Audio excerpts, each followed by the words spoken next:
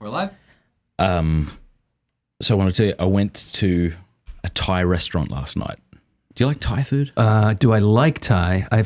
I can't say I like would be my first choice. What's your favorite I do food? have an experience of a Thai restaurant where I bit into one of those things that you're not supposed to eat that is like super spicy, hot thing, and my mouth was on fire. So that's my memory of Thai food. So not a pleasant one. I had Thai food Christmas. You'll see why I remember this. Christmas Eve back in 2012. And I got violently ill. Oh. I don't know if you ever had that experience where you get sick off of a food and then you just cannot look at that food for years. Yeah, egg drop soup for me. I got sick eating egg drop soup when I was like 6 years old. You know what I mean? Yeah, by I think egg drop so. soup? Yeah, like you kind of crack the egg. Right. Can't do it. Ooh, even really still can't do it. That was like 45 years ago, or no, 46 years ago or something. I still can't do it. And do you think it was because of the egg drop soup that you got sick? Yeah, I think it was like I think I got food poisoning. Like, there's a chance I just got sick and I happened to be eating Thai food that night, but I got violently ill. It's the worst thing throwing up, isn't it? I wouldn't wish it on even my worst enemy, really. Yeah, I would, but yeah, I'm thinking, yeah. But no, so I went out last night because I was in Florida a couple of weeks ago. My wife and I had Thai food. I'm like, this is the greatest of all foods. I thought it was sushi, but I was wrong. It's Thai food. And I'm getting to this age where things are going differently. Like, I'm getting ear hair. I actually bought one of those buzzer things. Yes, I have them. I have all kinds of hairs growing out of my ears. Hair on the back of my neck is growing? Welcome to the world. I don't want to question my body. I presume it knows what it's doing, but I can't imagine why this is necessary. Have you yet found a hair growing out of the tip of your nose? Not yet. Tell me what that's like. Well, it's not... Right now, they're just the blonde ones, but eventually they turn black. Really? Yeah, that's what I'm told. And that I've seen it too. It's not pleasant. Yeah, so, but one thing that's coming with age is this insatiable desire for spiciness. Like a craving? Yeah, I just love spicy food. So a couple of weeks ago, we were in Florida, and, it's Thai, so I don't want to be over the top. So I'm like, yeah, just some spice. It wasn't spicy enough. So last night on the way to the airport, was in Florida, Fort Lauderdale, went and got some Thai food. The whole family sitting around, and I look at the guy, and I went, make it Thai hot. And he's like, his eyes widened, and he went, are you sure? I went, yes. And he went, it'll really hurt you. And I went, and at that point, my family's looking at me. I'm not going to back down. And so I'm like, did I stutter? No, it isn't. So he brings me that. Matt. Not good. And I started eating it. This was last night? Last night, right before I got on a flight. How are you feeling right now? Terrific. In fact, I started eating it, and I look at him, and I'm like, get me some more spice. I didn't sound like that. But he brought me like this pour over, like really spicy chili. Can't do it. I ate the entire thing. No. And it was the greatest experience. It was a mystical experience. It reminds me of the days when I may have when I got high. Like, I felt high. Well, I was like, and at one point, I said to my daughter, I'm like, touch the back of my head. And so she did this, and she's like, what? I was sweating out of the back of my head. Well, they say... What is my body trying to do just there? What's with that area getting sweaty? You're going to feel this the whole way through. Yeah, I know. I just did. Oh. And it was terrific. No, not my thing. But see, I can't do it. What I love, I know you love food, because I think one of the first times you and I got together, I don't know if I said this last time, we had breakfast. We were at some conference, we had breakfast. And I said something very responsible, like just sausage and eggs. And you said like a milkshake. Remember that? It was like some I do remember. chocolate. I remember more a conversation. I don't remember the milkshake, but I remember having good conversation over that breakfast. I do love food. Food can be, if you have like an appetite like mine and a taste for food like I do, it can be a kind of, dare I say, a mystical experience. 100%. I mean, the taste buds are absolutely phenomenal. These little things on our tongue that give such sensory delight. One of the worst periods of my life was the 5 or 6 days that I had COVID and I couldn't taste. It was horrible. Did you experience that when you had COVID? How did you become aware of that? What That I couldn't taste? did you lost your taste? Did you lose your smell as well? Yeah, smell and taste was just gone. I remember it was the day before. I could taste and smell. I woke up the next morning, and I'm eating my breakfast, and nothing was happening. Yeah. And the next 5 days without it, and I know many people have gone weeks and months from COVID without taste and smell. That happened to me. Because remember, Weeks and months? I'd say weeks. So I was supposed to come to your house. Remember our family, Yeah, I and then do. we got COVID. Yeah. But what's funny is, did you initially think this is because of COVID, or did you think something was wrong No, with your I food? I knew immediately. Oh, I got COVID because I was having these weird body aches and I couldn't figure out what they were. And then when the taste and smell went, I was like, "This is COVID." And interestingly, the only thing I could slightly taste was graham crackers. How weird, because that's not a very potent taste. But I ate a lot of graham crackers during that week because I wanted to taste something. My grandpa lost his taste and smell after falling off a roof. Some sort of accident that led to him losing his taste and smell. Can you imagine? He used to joke about my grandma could be poisoning him and he wouldn't know. I had to share an exquisite taste experience that I had just recently. I did a 30-day sugar detox. Somebody introduced me to it and said, you might sleep better. You'll have various benefits from just getting off all the sugar what's in all of our foods. So I said, all right, I'll try it. And you're slowly reintroducing certain sugars like fruits. After a week or so, you could have an apple. And then after 2 weeks, you could have blueberries.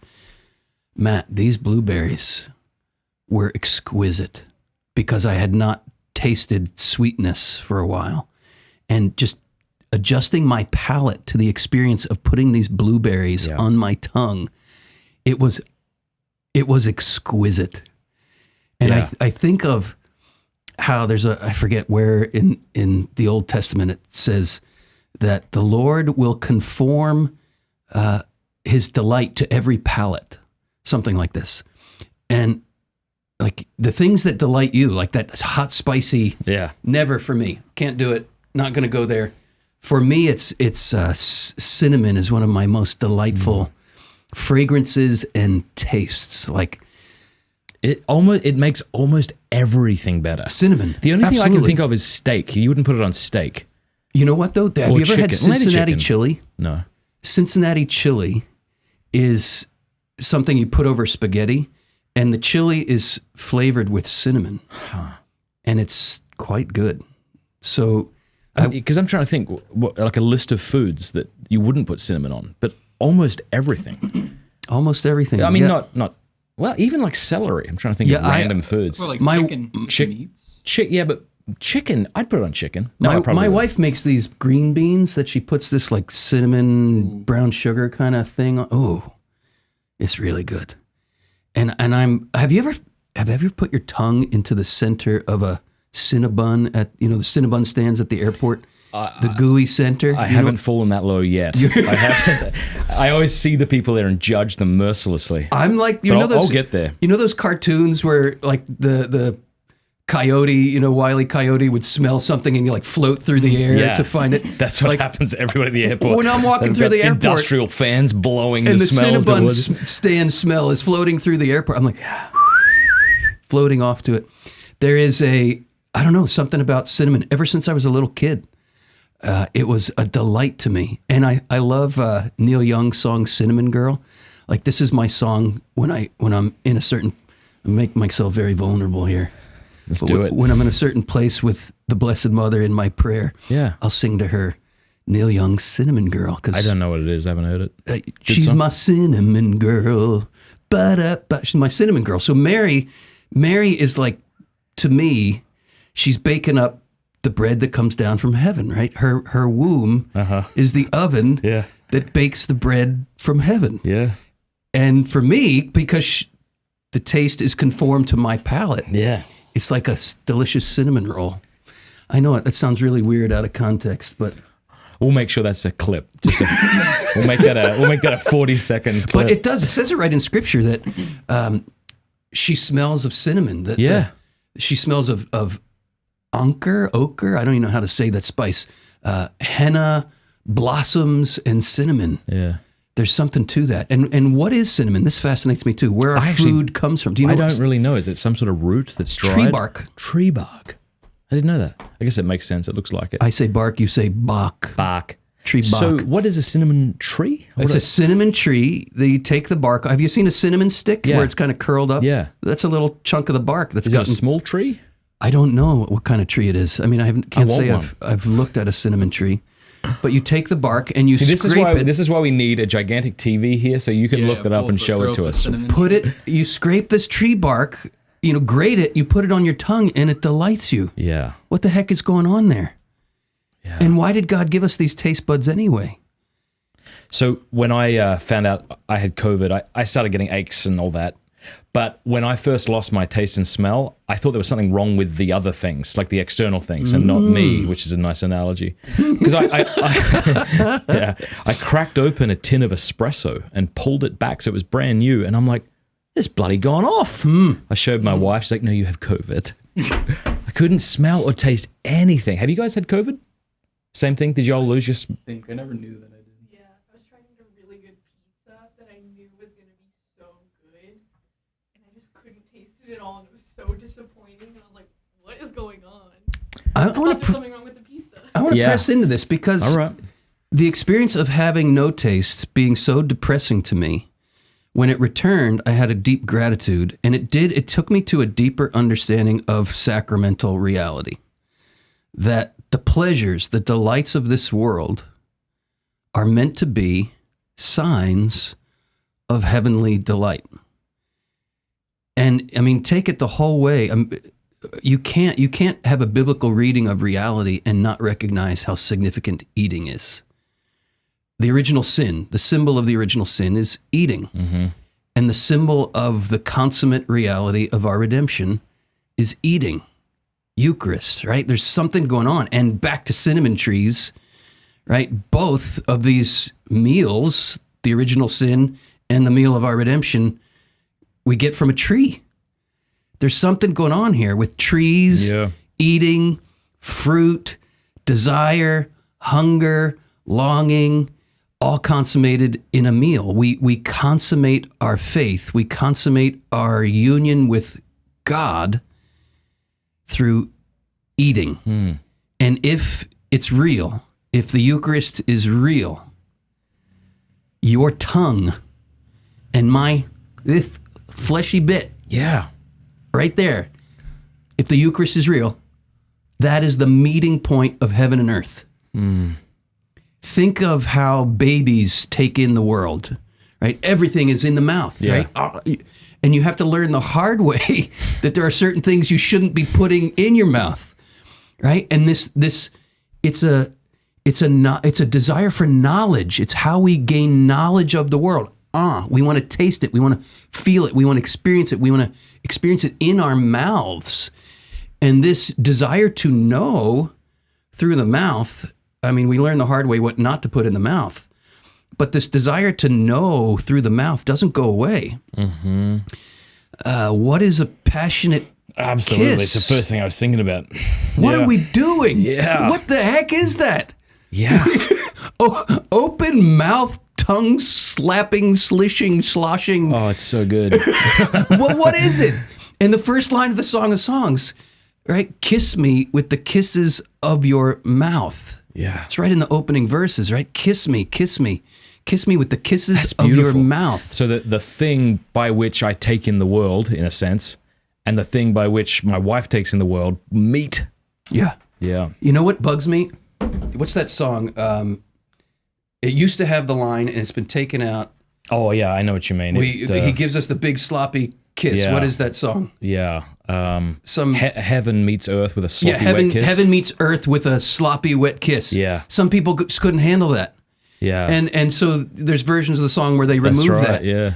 And I get why that makes us uncomfortable. It makes us uncomfortable because the enemy is after that sloppy wet kiss to conjure up in our minds distortions and perversions. Yeah. And quickly this whole mouth desire to know the world and experience intimacy gets twisted up. That's the enemy's goal, precisely to keep us from entering the glories of kiss me with the kisses of your mouth. saint after saint after saint says that line in the Song of Songs is fulfilled in the Eucharist, where we are mouth to mouth with the Lord. I learned this from Bishop Barron, that the word adoration, if you pick it apart, ad ora means at the mouth, mouth to mouth. Adoration, ad ora, at the mouth to mouth with God. It's amazing. I didn't realize that. And it's the fulfillment of every cinnabon. It's the fulfillment of every taste, treat, delight. Yeah. It's the fulfillment of your love of hot, spicy food, which I can't relate to, but I love about you. It's awesome. Yeah. Because that's Mattness, right? Yeah. That's something beautiful about you. But all of that yearning to know, to taste, to take in is fulfilled in the Eucharist if we have eyes and taste buds of faith. When I became a Christian at 17, what's really cool when people become Christian, at least this was my case, like I hadn't read a lot of Christian literature or even the scriptures, so I didn't have their analogies to use for what I was experiencing. So how I was explaining it, I think, was a lot more, even if imperfect, original. So for me, it felt like I had gained another sense. And so it would be like if nobody in the world had the sense of taste, and I was trying to explain it to them. That's how it felt like. I was trying to talk to my friends about like this love of Christ, and the world was more colorful and everything was more vibrant. Yeah, it's like the physical senses, sight, hearing, smelling, tasting, touching, open you up through that experience of conversion, through that experience of encounter of Christ. The physical senses open us up to what the tradition calls the mystical senses. There is a way of seeing that's related to physical sight but goes deeper. There's a way of hearing that's related to physical hearing but goes deeper. Yeah. And this is what I'm getting at. There's a way of tasting that's related to physical taste but goes deeper. And a lot of people think the sensual world, the sensual life, is the enemy of the spiritual. This is not the case. If we take the Incarnation seriously, as we should, as Pope Benedict XVI says very well, he says Christianity does not discard the senses, but it invites us to expand our senses to their widest capacity. And then we pass over from the physical reality to a mystical experience of the senses. I mean, you've just done that here. I mean, we didn't plan on talking about my Thai food experience, but it went seamlessly into our relationship with God. So I love how you see the world so sacramentally. I don't know how to see the world otherwise, although I remember seeing it otherwise. And in seeing it otherwise, if we don't see the world sacramentally, I think we have two options. We're going to see the world as an idol that holds the satisfaction of those sensual yearnings, or we're going to see the sensual world as the enemy of the spiritual desires. Stick to that first one for a moment, the idea of, would you say, the physical world holding the promise of, it's so true. I mean, we've had that maybe experience of, you try to create the most pleasant experience possible. So like in a worldly way. So you watch TV while you're eating something salty, while you're drinking beer or something sweet, which offsets the salty, which makes you go back to the sweet, and we're trying to sit in something comfortable, like everything about us, but yet it doesn't fully satisfy. I just gave a talk in Ave Maria on Thomas Aquinas and what he had to say about happiness. He has 5 remedies for sorrow in the Prima Secundae. The 5th thing he says is sleep and baths. And I love that because I think a more sort of maybe puritanical view of the world is like, if I'm experiencing sorrow, someone might say, offer it up. Yeah. Which is what you should do. But baths is the 5th one. But the other thing he says is like sympathy of friends. Like, go tell somebody about it. Yeah. Share your load with them. Like, it's pleasure is the first thing he says. Tears and groaning. So not just crying, but ugly crying. But I love that. Sleep and baths. Let's go back to this guy who's drinking his beer, having his salty thing, and watching TV. What's he looking for? What am I looking for? I'm just looking for the satisfaction of my yearnings. Just, I just want to feel at rest. So I would say the same experience sensually could be had by one who's idolizing these things and by one who sees these things as a sacramental reality. And here I think of the Pharisees accusing Jesus of being a drunkard and a glutton. Because the only paradigm they had for someone who enjoyed wine and food as much as Jesus did was he's a drunkard and a glutton. Because in that Pharisaical view of the world, which is non-sacramental, the sensual pleasures, if you're enjoying them, then you're enjoying them wrongly. Because they don't have eyes to see a right and holy way to enjoy these things. Jesus enjoyed wine more than anybody. Yeah. He enjoyed good food more than anybody. Why? Because he was living the sensual realities of these things rightly as a gift received from the Father that's meant to lead him back to the Father through the gifts of creation. And I would say this, we only get in trouble with the beautiful and good things of creation, be it a beer or a salty thing on our tongue, or the relaxation of sitting on the couch and watching a good story or something. These things get us in trouble when we expect them not to be sacraments of something greater, but when we posit our ultimate pleasure, ultimate fulfillment in them. Then what is meant to be an icon, a window to heaven, we stop at the window and the icon becomes an idol. This is the recipe for cynicism. Yes, because we posit a fulfillment in there that it can't give us. Yeah. And then we get pissed off when it doesn't. That's why all of our we will eventually despise whatever we idolize. That would be one way to put it. Whatever we idolize, we'll eventually despise because it cannot realize what we want it to. It can't do for us what we want. And you think of the cynicism and in so many marriages. Yes. The morning I got married back in 2006, I went and got a bagel with one of my groomsmen. And a very This is the morning of the wedding. Morning of the wedding. So you're not yet married? Not yet married. All right. And this waitress who just, seemed like a very cynical, hard woman, heard that I was getting married and looked at me and went, "Run." Oh. And you just know that cynicism comes, I think, from this desire to have that longing fulfilled. And then it doesn't. And you feel like it can't, and you've been lied to. Yeah. And it comes from positing in something that can't give the fulfillment we yearn for. We posit in that, or we even demand that it does. Yeah. It reminds me of a story. A student of mine, this was, 10 years ago maybe, he pulled me aside after my lecture on Christ's words about the resurrection, where Jesus says, in the resurrection, we're no longer given in marriage. And John Paul II has a brilliant way of unfolding what this means. And I would summarize it like this. We no longer need a sign, the icon. Marriage is an icon of a heavenly reality, right? The Bible begins with the marriage of man and woman, but it ends with the marriage of Christ and the church. And the beginning is pointing us to the end.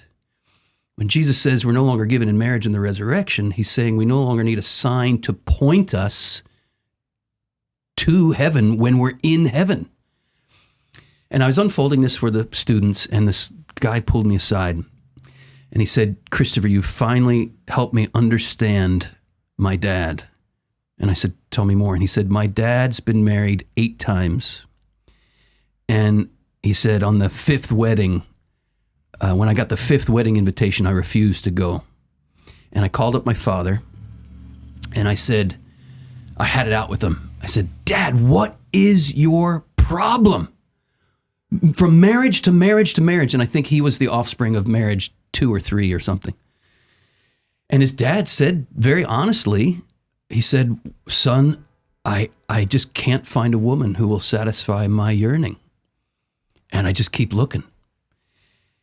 And the light that this student had gotten on his dad is that his dad was looking for God but in the creature. And St. Paul unfolds this in Romans chapter 1, where he says, we no longer turned to the Creator and worshiped the Creator. We turned to the creature and worshiped the creature. And then Paul says, and God gave us up in the lusts of our heart to our depravities. It's a very insightful line. We don't tend to think of lust as idolatry, but I think it's really helpful. It's helpful for me as I look at my own life, Matt, and I look at what my yearnings are, what my desires are, what my aches are. I'm 52 years old, and I am still, on occasion, haunted by dreams of a girl that I dated when I was a teenager. Like she comes back in these dreams I have. And I've really, with the help of spiritual direction, I've really tried to look at what is going on. Why does this person keep showing up in my dreams? And I was 16 years old, and I had this ache for love, for fulfillment, for affirmation. Somebody tell me who I am. Somebody tell me the meaning of life. Somebody tell me, how do I find satisfaction? How do I quench this burning, aching thirst? And this young, attractive teenage girl waltzes into my life, and I just went, you are going to do it for me. You're going to satisfy me. I'm going to posit this angst, this hunger. I'm going to posit my fulfillment in you. What a terrible injustice for me to put that on a teenage girl. And I latched on with, please feed me, please. And like the way you're expressing it is in a very intense way. I'm sure you expressed it in a socially acceptable way, but this is what was going on in your heart. Right. It was just, I'm acting out the internal reality. But in a cool, socially acceptable. Of course. The same with me. Of course, you play it cool because you gotta play the game. You can't scare away the thing that's going to satisfy you. Exactly. So you learn, you are shaped and formed to put it, I think, honestly, but crassly, maybe, you learn to manipulate to get what you want. You learn to weave your way in to extract what you think is going to satisfy that ache. And I've been on a 35-year journey of realizing that idol in my life. That was an idol. That was a big idol. And have no idols is the first commandment for a reason. Have no gods other than me. And when we read that commandment, I am the Lord your God. Yeah. You shall have no. Most of us like, that's fine. I'm not bowing down to golden calves or anything. Or punch your mama. Yeah. But here's a way into our idols. Look at the word worship. Do you know what happens when you pick that word apart? What it means? Worthship. Oh, yeah. Like, what are we positing ultimate worth in? Yeah. To what do we ascribe ultimate worth? And as I've examined that question in my own life, in my own heart, what I've ascribed ultimate worth to is the thing that I think will satisfy that hunger. That's what I worship. It's funny, like in my relationship with my wife, and this is probably true of you and Wendy, and I think it ought to be true of any two people who fall in love. It really does seem to satisfy that there, like in a deep sense, not in a trivial sense. But I remember when my wife and I fell in love, everything was better. Everything was beautiful. Yeah. And it was like, no, this does satisfy me. You don't understand. I am completely satisfied in this relationship. I think that's probably true. I mean, people might call that infatuation, but I think that's a bit crass. I think it's deeper and more sophisticated than that. But I remember when Wendy and I were falling in love, we were walking along a trail next to a body of water, a pond, and all of creation was alive. Yeah. Like The birds were singing in ways I had never heard them sing before. 100%. I could hear the insects, the leaves, the Leaves were greenness greener. of the leaves. Yes, I felt the same way. And Everything was brighter.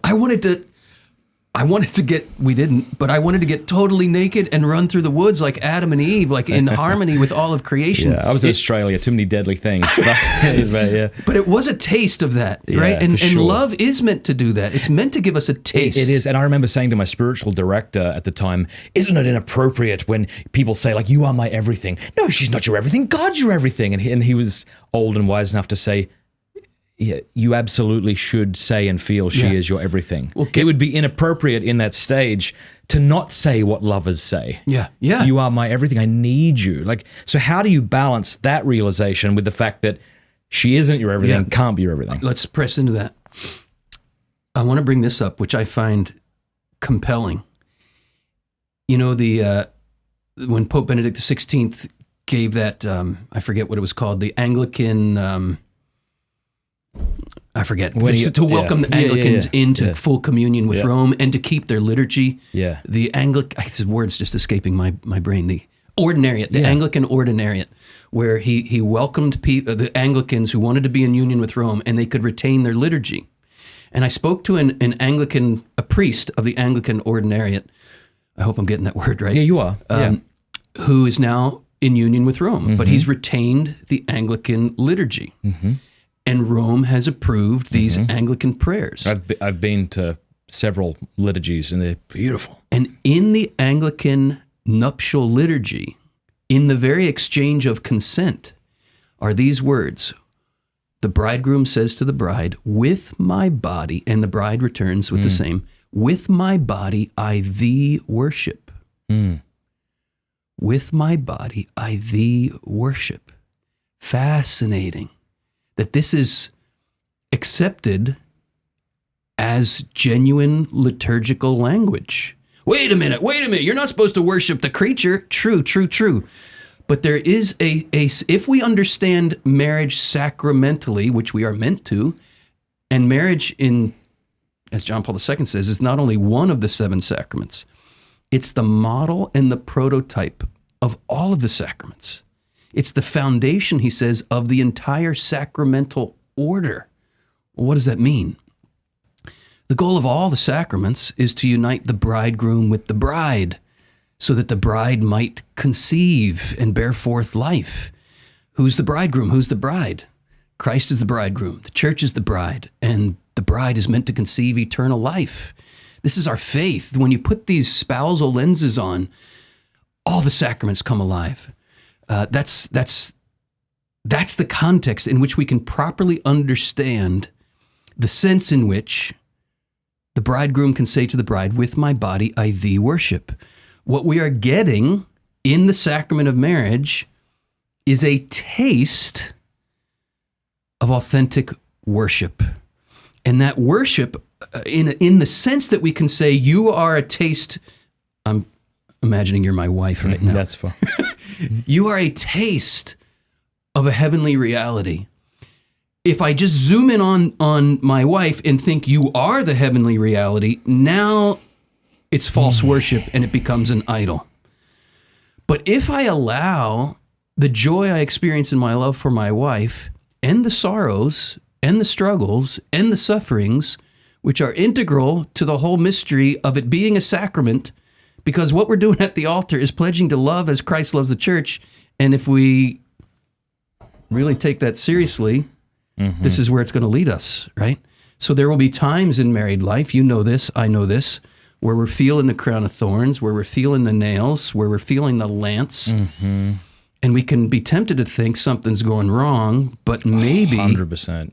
Maybe something's going right. Yeah. But all of this is to say, this living the sacrament becomes an act of true worship, right?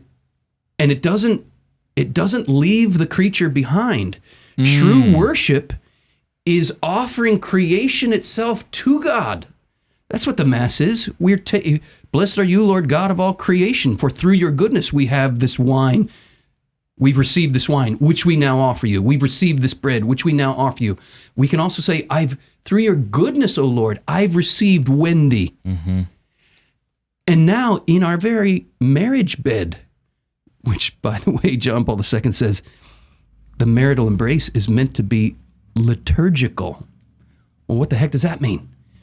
It means it's meant to be an offering, a receiving of a gift from the Father that we then return to the Father. And I would say this, the true Christian sexual revolution, if we could use that expression, is when sex is no longer something that is worshipped. That's the lie of the sexual revolution. Take your yearning here. This is what will satisfy you. But the true Christian sexual revolution is when sex is no longer worshipped, but the sexual embrace is worship. Yeah, I see, yeah. It becomes a husband and wife giving themselves to one another, are at one and the same time. John Paul II says, if they're living their sacrament, they're giving themselves entirely to God in an act of worship. Which is to say, Lord, you are everything I desire. Thank you for this taste.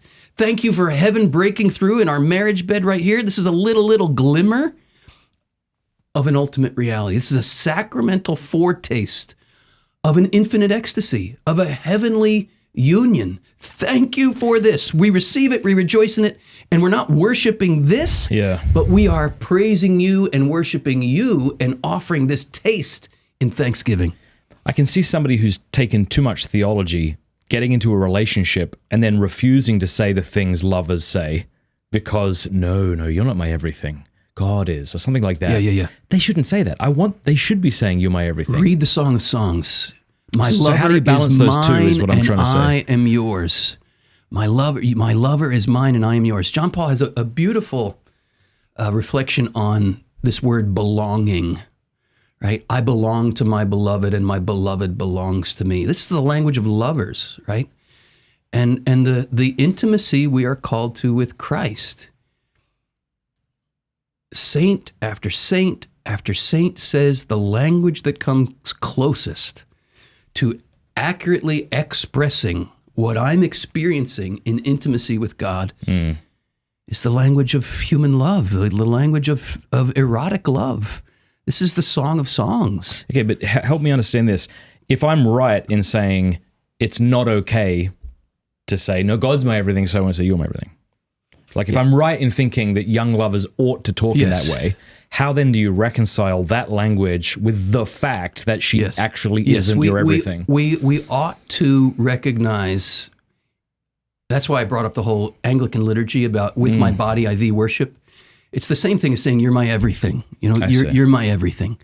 If we understand that rightly, we're not saying you are God to me, but we're saying, hopefully, you're a sacrament of God to me. Okay. You're a sign of ultimate. And then, so what probably happens then in the initial stages of love that then mature is that thing that you've said has to mature as well. Yes. And when it doesn't, divorce happens. I want to share something vulnerable with you because I know you'll understand it, and maybe you can help me say it better. But I was sitting with my wife recently, and I said, I completely understand why a man would abandon his family and just live a life of debauchery. She's like, what? Like, of course. And I don't know if I would trust anyone who's been married for more than 5 minutes who doesn't understand that. And, but I know it leads to death. Yes. I know this for a number of reasons. I remember growing up in Australia, my good friend's dad abandoned their family, moved to Bali, which is just north of Australia, and was with prostitutes and everything. And he came back and he's just this fat, he was an Italian guy, so a darker skinned guy with bright bleached hair and a shell necklace, and he was in his 50s, and everybody saw where that leads to. Yes. Like it leads to death. Yes. But then you kind of contrast that image with the man who faithfully loves his wife, even when she disappoints him and turns out not to be God, imagine, and vice versa. You're disappointing her, and somehow can transcend that. That's when it looks like the resurrection. Like you think of the elderly couple. I think of Scott and Kimberly Hahn. I mean, I say elderly, I mean, they're in their, 60s, but I see them at Holy Mass together every day. And his arm around her, them praying beautifully after Mass together. Like, that's what you get if you remain on the cross. That's right. But if you get off the cross, you look like the fat dude with the bleached hair. And if we're honest, everybody yearns for the former, right? What you witness in Scott and Kimberly, that tested love. And Scott and Kimberly are open about trials and struggles they've been through. And Wendy and I have been through our fair share of them. And my experience of married life has been that if you let marriage do what it's meant to do, it's like a funnel that will take you right here. I see. Yeah. Right here. And we don't like that. I'll just speak for myself. There's a big part of me that does not like the cross. I don't want to die on the cross. I don't want to bleed. I want to feel good. And I want to sit down on the comfy couch and have my salty snack and my beer and watch something and just numb out. And there's a time and a place for those kind of, I just need to leisurely leisure activities. Yeah, maybe. leisurely activities. But are we running from the cross? And I know in all of the temptations, and you're just being honest, any man who's being honest with himself has had the temptation to, I just got to get out of here. Yeah. I got to get out. I can't deal with this anymore.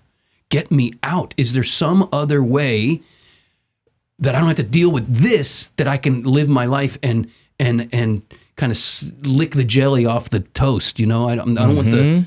I just to this point, I heard Jordan Peterson giving a talk, and he said, what's interesting isn't why people become addicted to drugs and porn and alcohol.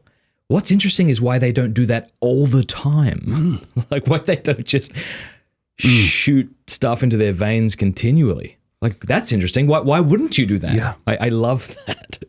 And I think it's because let's go with the prodigal son, right? He leaves his father's house in search of something that he doesn't think his father wants to supply for him. And he takes his hunger out into all the pleasures that the world is saying, this is what you want, this is what you're looking for, this will satisfy. And he finally gets to the bottom of the barrel, and he starts thinking of the servants in his father's house who are well fed.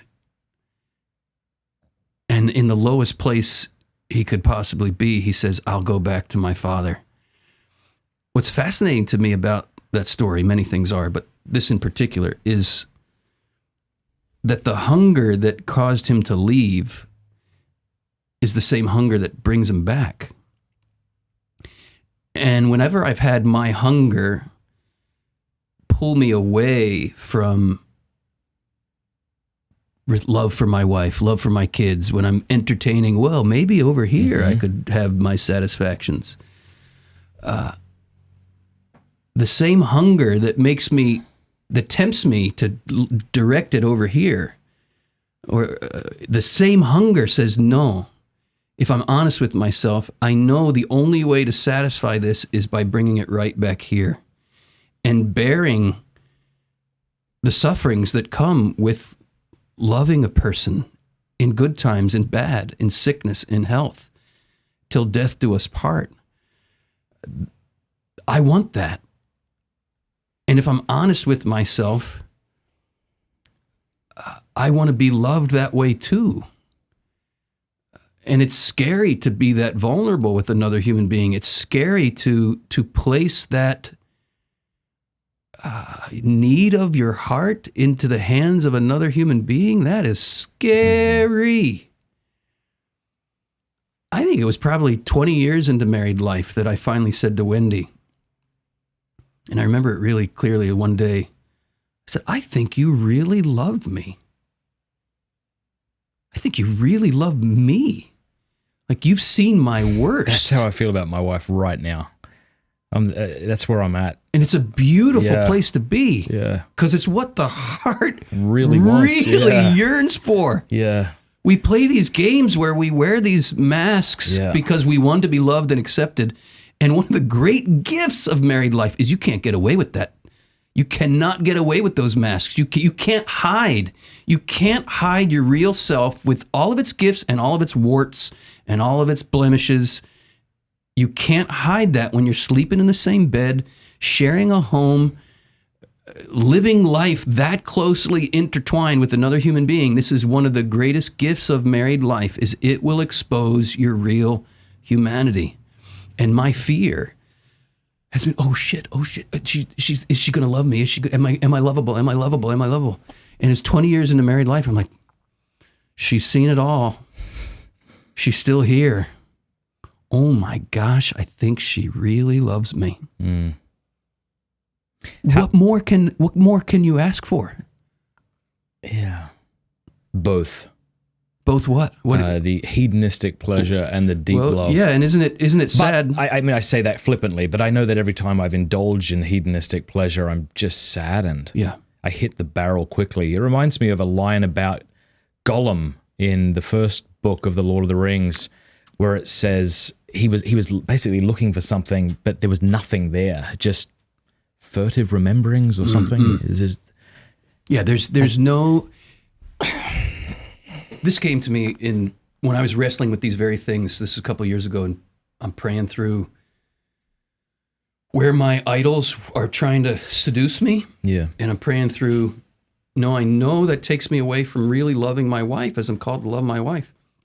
And I had this song pop into my head. This often happens. This is how the Spirit speaks to my heart, often through the music I grew up on.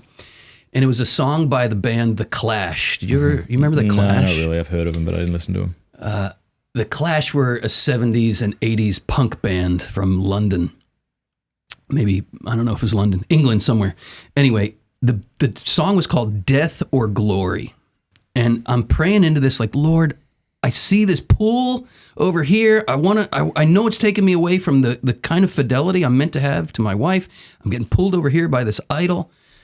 And this song, Death or Glory. And I'm like, okay, Lord, I've had this happen to me enough times praying, when a song pops into my head, I'm supposed to pay attention. And I said, what are you saying to me through death or glory? And he said, this is what I heard, kind of in that place where you're listening in prayer. Do you want the glory that leads to death, or do you want the death that leads to glory? Yeah. And this crystallized for me what I was wrestling with in my heart. Can I have the glory that leads to glory? Yeah. Well, I am the way, the truth, and the life. And the glory we long for comes through a death. Yeah. And that's where I know I resist. The temptation that was being held out to me was, you can have the glory now.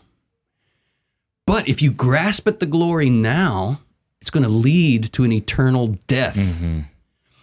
If you accept the death now, it's going to lead to an eternal glory. What do we want? When we go for those temporal glories. These are your options. Yeah, these are your options. The glory that leads to death, or the death that leads to glory.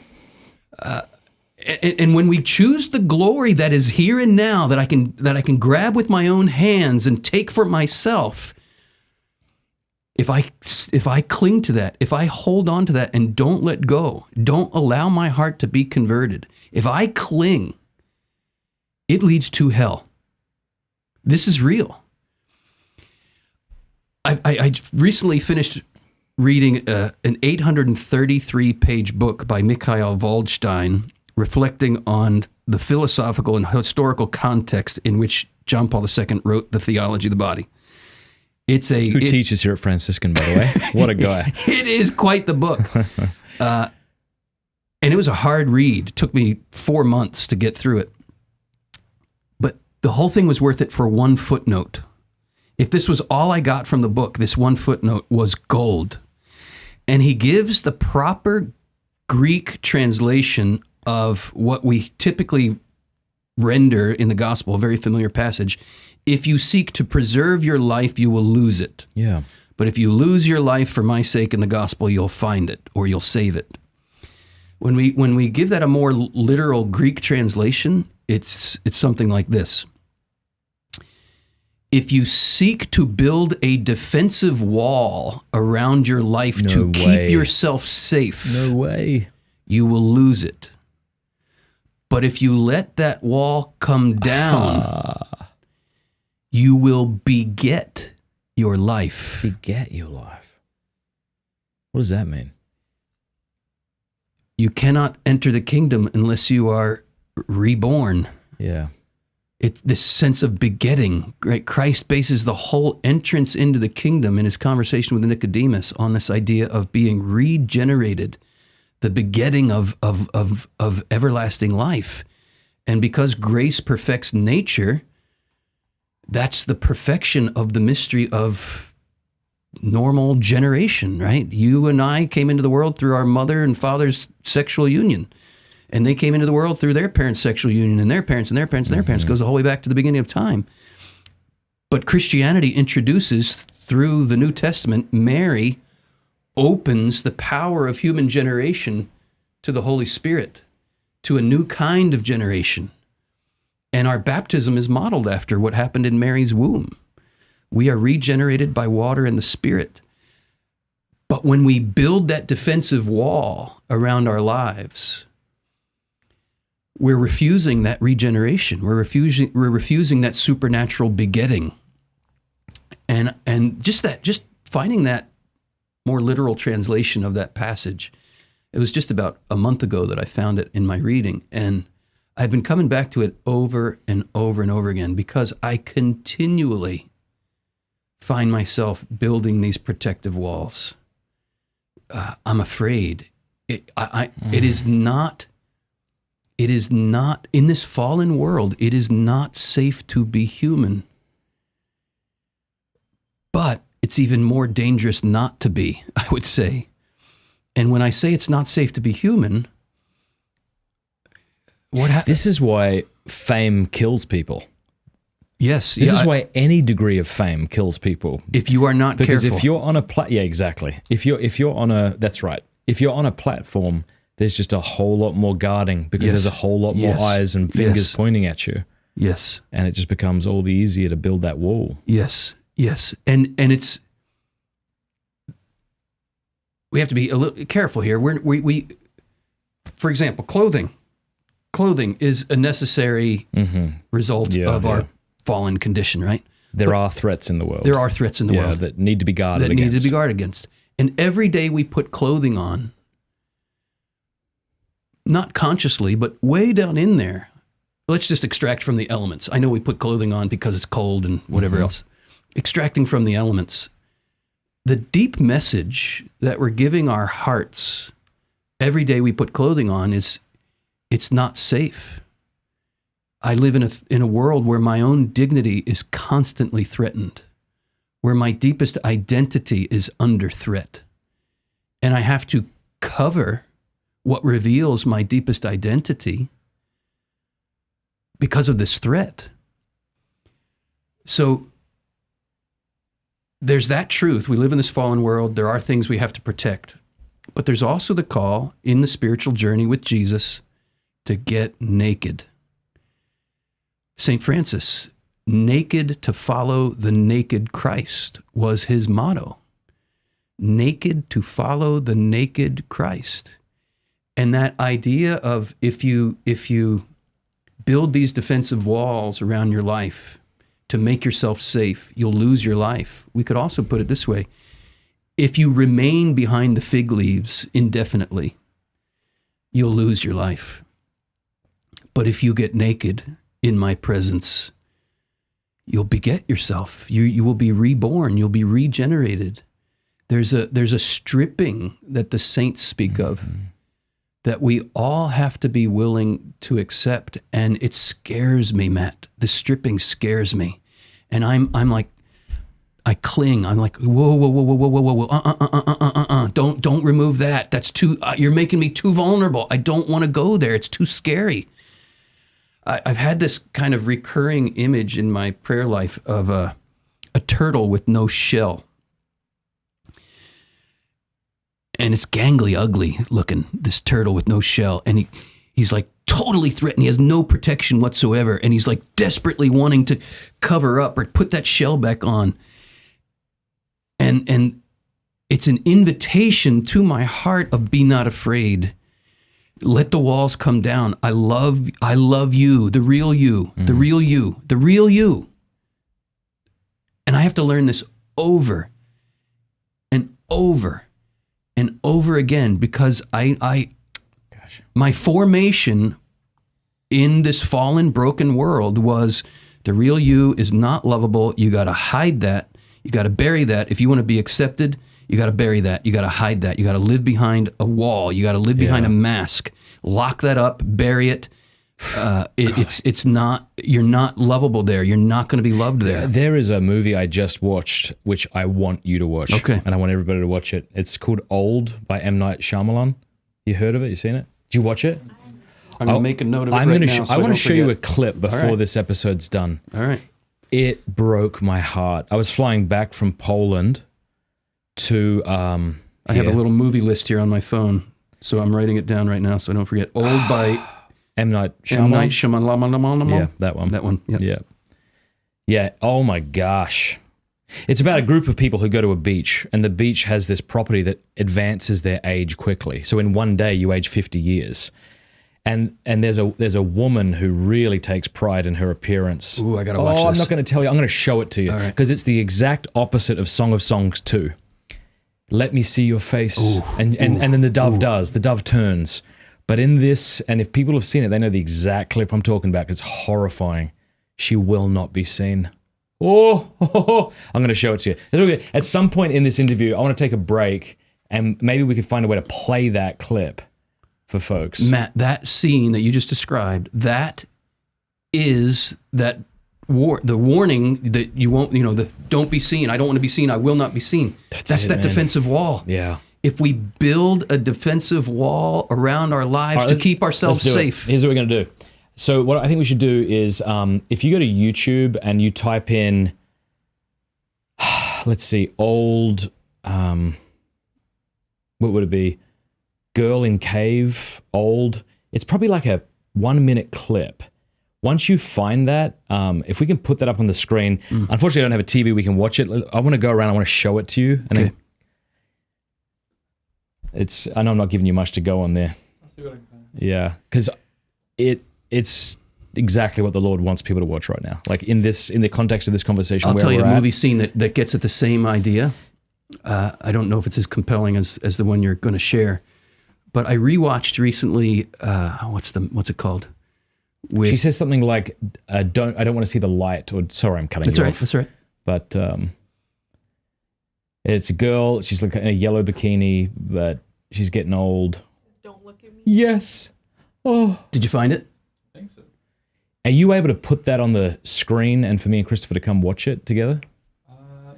Yes. I'm trying to think of a way to put it on stream that won't get us. It's only a 3 minute clip. I think so long as you comment on it. Can I share this Yes, other sorry, scene? go That's for all right. it. Yeah. Notting Hill with Hugh Grant. Yeah, I and haven't. I saw it a long time ago. An old Julia rom-com, Roberts. Julia Roberts, Hugh Grant, Notting Hill. So she plays this famous movie star in the movie, and through odd circumstances, she meets this owner of a small bookshop on Notting Hill in London.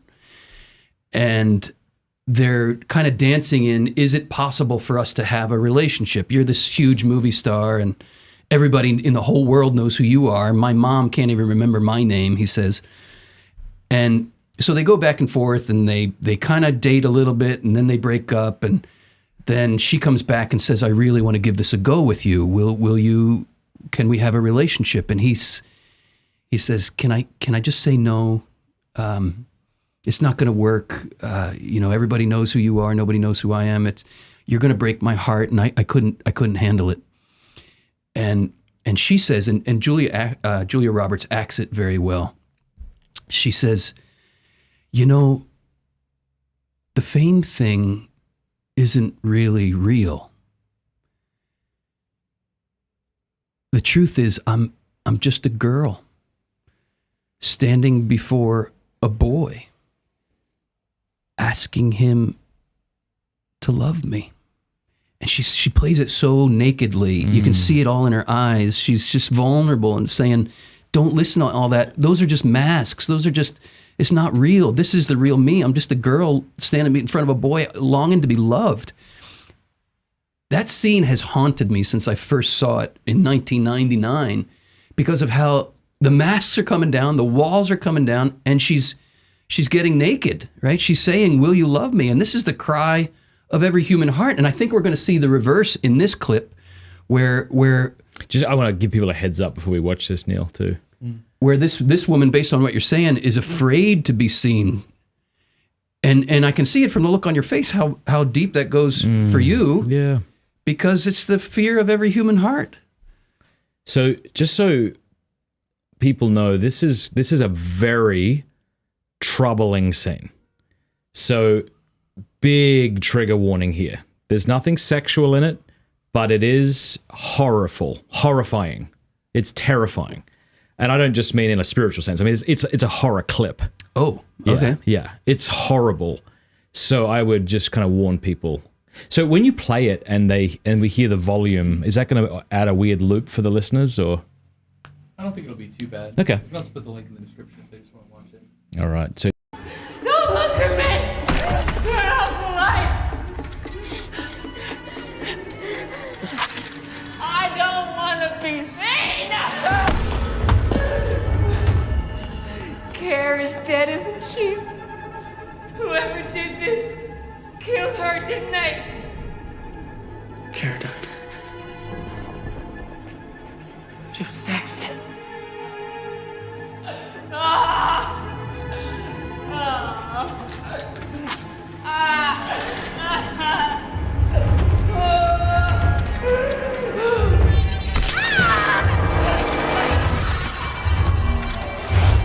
So she was a gorgeous woman who's becoming very old very quickly, and time happens very quickly. So her body's breaking and then healing very quickly. Don't look! God, it's already healed in the wrong position. Turn off the light!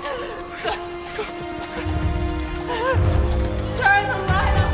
I'm Chief Medical Officer of my hospital, and I'm not gonna let take it away from me.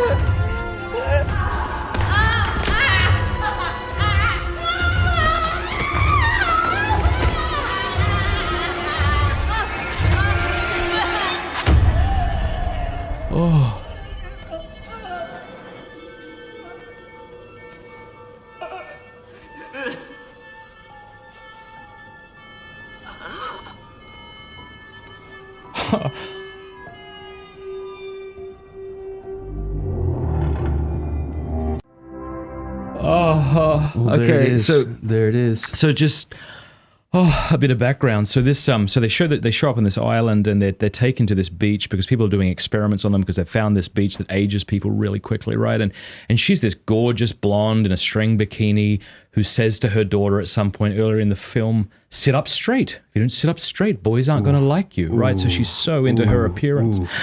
And then she gets old, and her whole life has been about how she looks, man, and she just gets old and hates herself. And at one point, her husband says, "Put some makeup on," you know? And so she hides in this cave and she refuses to be seen. So that bit at the end, though, as she's flipping around, what's happening is her bones are breaking, but because time is so quick, it heals immediately. So her body becomes all broken up. Oh, but that there is the opposite. It's like, I will not let you see me. I cannot let you see me. Because if you see me, you'll see this, and I'm not acceptable, and I'm not wanted. Ooh. Matt, this is striking you. It's tapping something deep in your heart. Can you put into words why it's going so deep in you? I think it's going so deep in me because I think deep down I don't feel wanted. Yeah.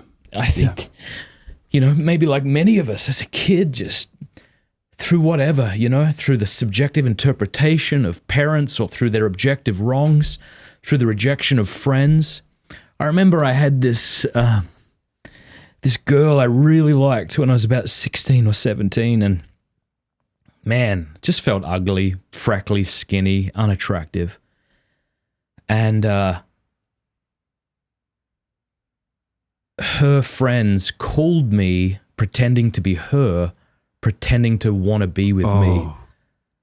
oh man, my heart rejoiced, and then got crushed, So I think it's just this fear that I'm really not, you don't want me. And if you think you do, or if anybody thinks they do, in any capacity, it's only because of the mask I've been willing to put on. It's got nothing to do with me, and I know that, right? That's the fear. That's the deep place it's hitting. And so I sat on that plane, and I paused that clip, and I just, in the name of Jesus Christ, I renounce the lie that I am not desirable. And in the name of Jesus Christ, I proclaim the truth that you love me, that you died for me, that I have friends who love me, that my wife loves me. Yeah. So just. Are we not getting at the deepest cry of every human heart right here? I mean, if we can allow the layers of things that cake over our hearts to just fade away, be peeled away, and get down to the real stuff in there. Is this not the cry of every human heart? And that raw, vulnerable need comes into a fallen world. Yeah. And gets crushed. Yeah. Mocked, spat upon. And we come, this is what happened in my life. And I can almost remember, I taste it more than I actually remember the instance of it, but a time in my life where I was just done with being the crucified one. And I didn't express it that way. I didn't have the language for it. This is all later in life as I've looked back at my life, where I've realized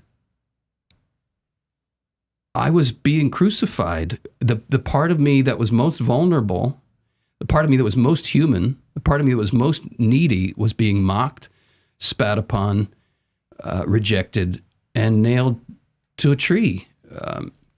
And I got to a point where I'm done. I don't want to be the crucified anymore. And it seems to me, correct me if you think there's some other option, but it seems to me we're either going to be the crucified or the crucifier. And I got to a point where I was done being the crucified.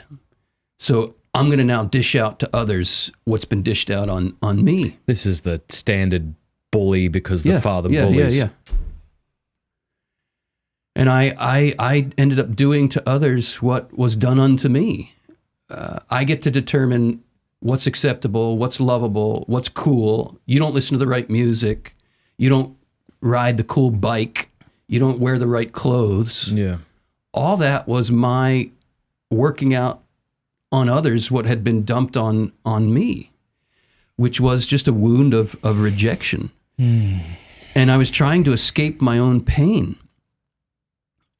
And my spiritual director said this just to me just recently. He said, Christopher, you trust your own coping mechanisms more than you trust Jesus.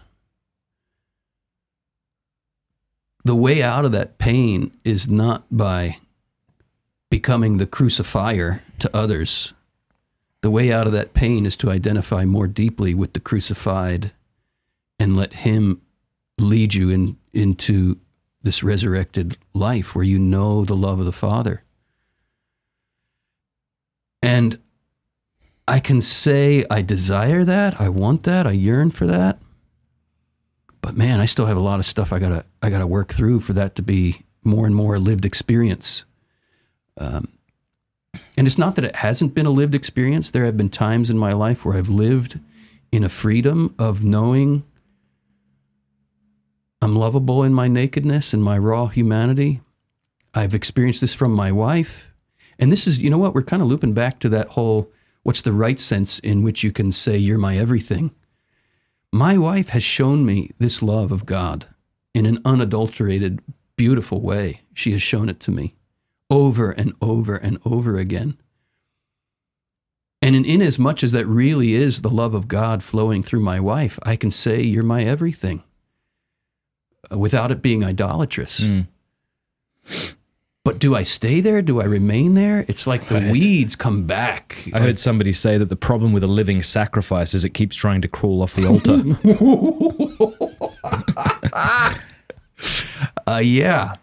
Yeah, that sums it up. How did you, because you've been teaching the theology of the body and stuff, probably, I don't know, I don't want to speak for you, but I'm as you say, this has been an ongoing experience where you've had to learn this at a deeper level. Head knowledge, heart knowledge stuff. And there might be someone in here who's about to get married and they hear what we're saying, like, oh, of course, 100%. But how are you, or have there been kind of moments in your marriage where you've been able to stop worshiping Wendy, stop idolizing Wendy, even when after you had that head knowledge? Yeah, well, we went into marriage with the theologically correct understanding that you're not my ultimate fulfillment. You're meant to be a sign of it. Mm-hmm. But like any fallen human beings, we were bent towards one another, and we wanted the other to take away that ache. That ache is painful. That movie clip that you just showed. Where do horror movies come from? Remind me to get back to my own marital experience here, but I wanted to say this as an aside. Where do horror movies come from?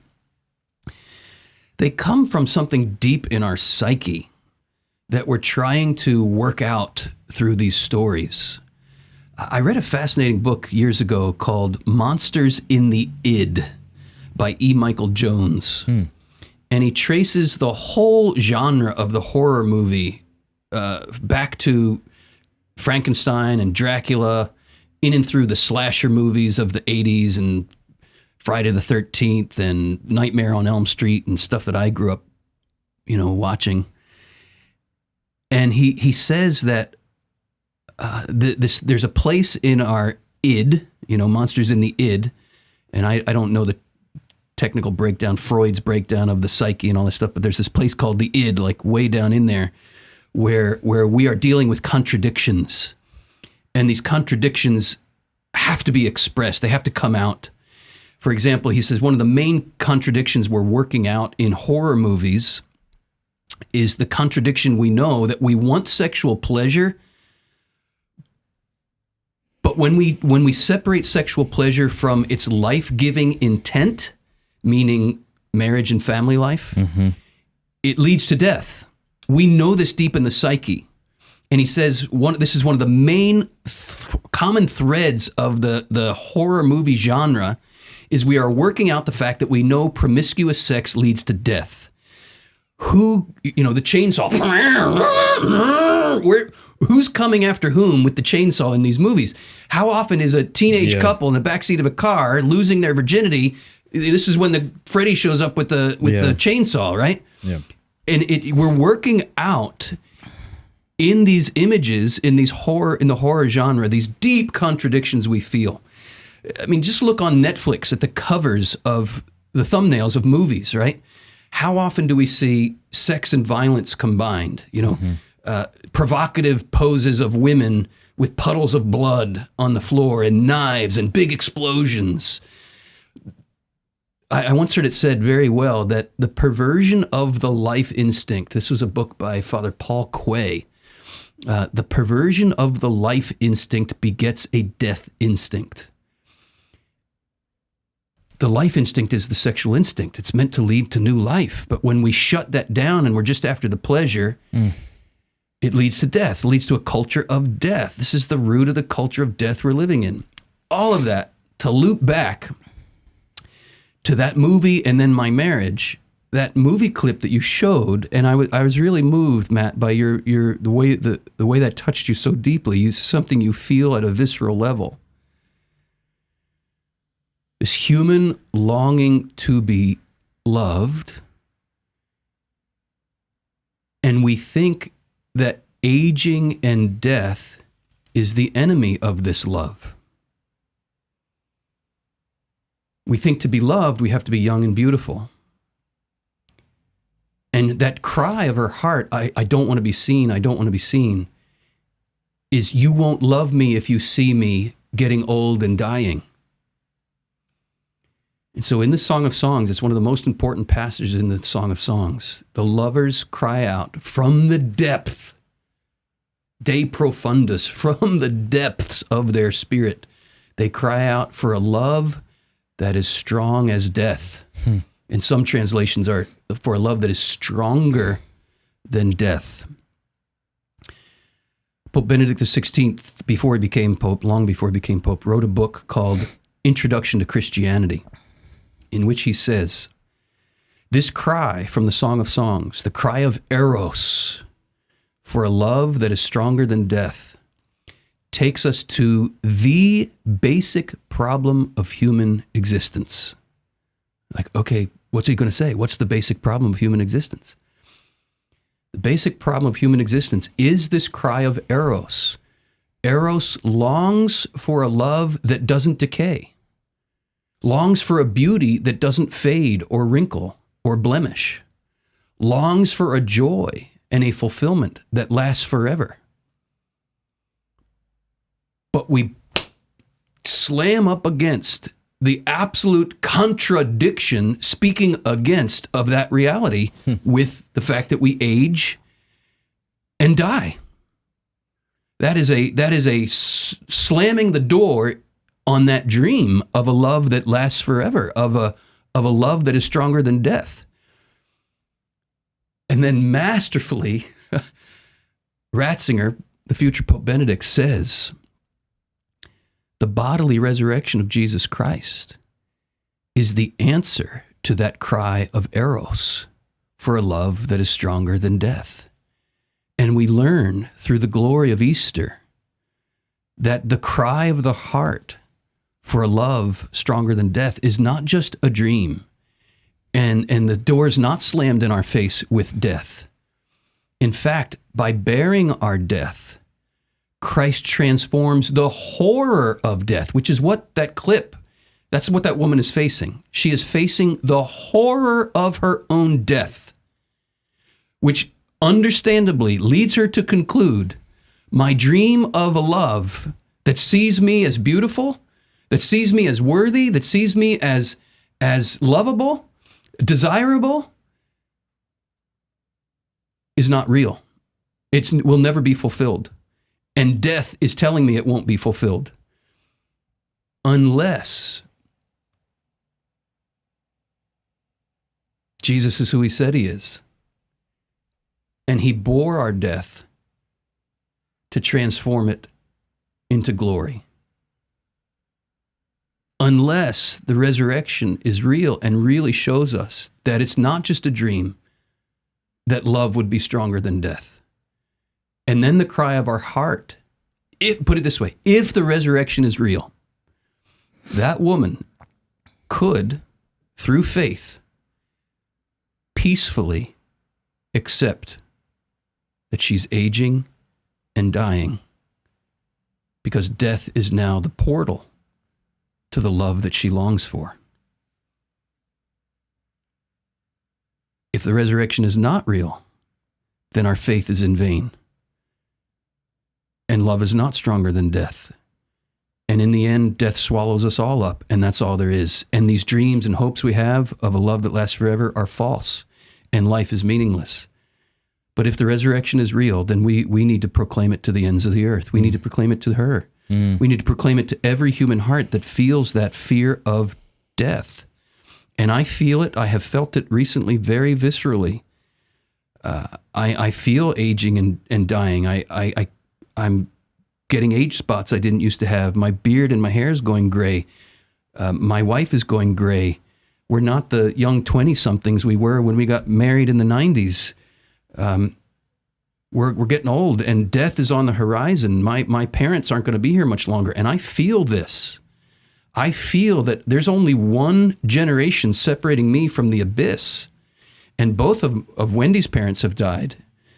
She's facing that headwind, without anybody in front of her.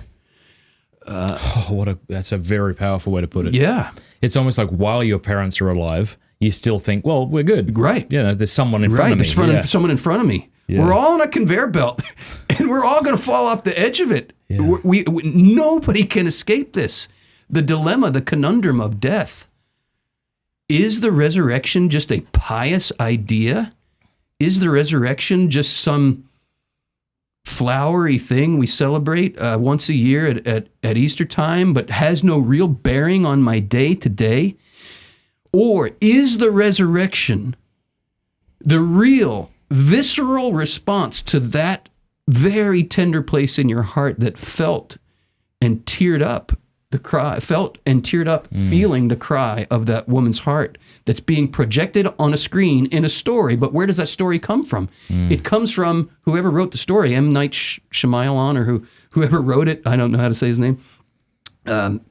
These artists are geniuses. What are they doing? They're just honestly opening it up, and they're looking in there, and they're saying, this is what I really feel, this contradiction in a longing to be beautiful forever, and I'm facing the ugliness of death. Death is ugly. It's brutal. My sister died of colon cancer 2 years ago. She's 4 years younger than she was 4 years younger than I. I was with her at the moment of death. I've never experienced that in my life, the moment of death with someone.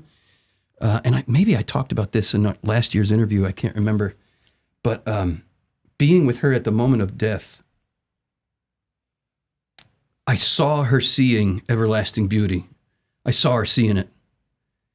And I had a moment of deep confirmation that everything I believe and hold to be true about the Christian faith is real and is true.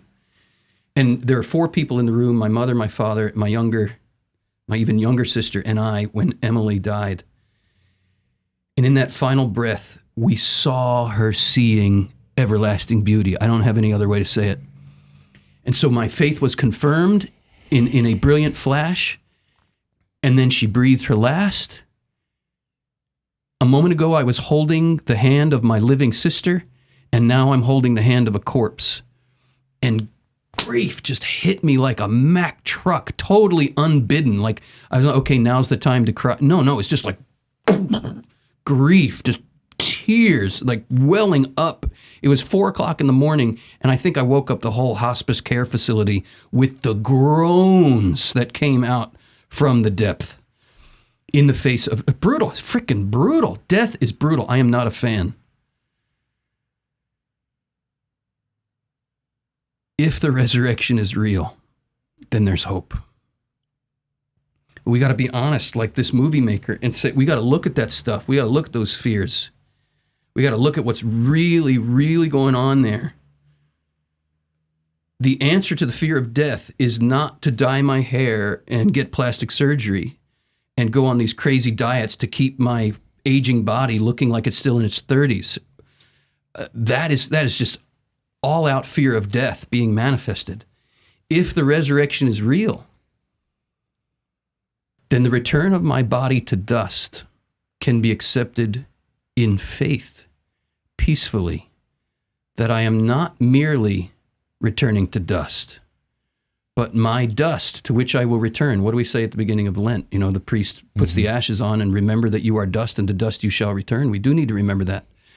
But we also need to remember that we are dust destined for divination. That's good, yeah. If that's real, then I can return to dust in peace, accepting. What does it say about us that we are ashamed of people who cry? Yeah. You know, you read the stories in Scripture where people are rending their garments and weeping for days. Now you go to a funeral and you kind of get the sense, it's kind of, you know, be sad, but don't go overboard. Yeah. I'm thinking of that scripture again. If we build a defensive wall around our lives, we're going to lose it. If we let it come down, we will beget ourselves. It's almost like I think it's like we all have to partake in the lie. You know, we don't believe in heaven. You know, life ends at the grave, but it's okay. It's okay, right? Like it's not okay. No. But we have to pretend that it's okay to just keep getting by. Maybe it's also, I think, just a fear of human emotions in general. It's so uncalculated and disordered. It like not orderly. Yeah. And it reveals it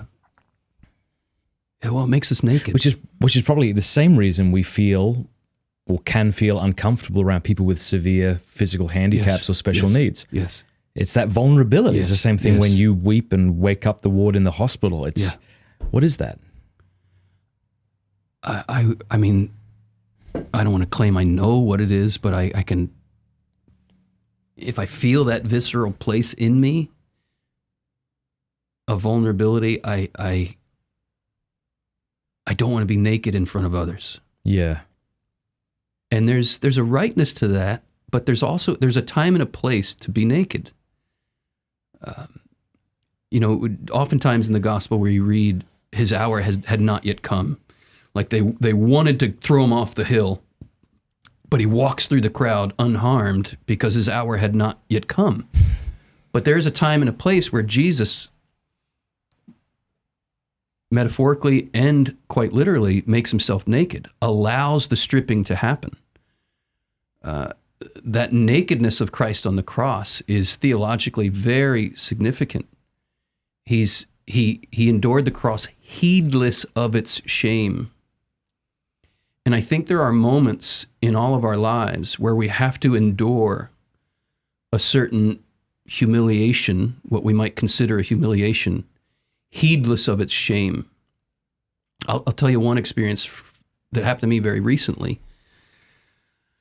I was teaching, my favorite course to teach at the Theology of the Body Institute is Theology of the Body and the Marian Mystery. It's a 30-hour course where we're just diving into the mystery of Mary, and I love teaching this course. And I was teaching, it was Wednesday morning. The courses are just, I know what day is what. We start on a Sunday night, we end on a Friday. Wednesday morning, I know what's going on Wednesday morning. It's when I'm teaching on the Assumption of the Blessed Virgin, what this means. A bodily assumption into the infinite glory. What does this mean?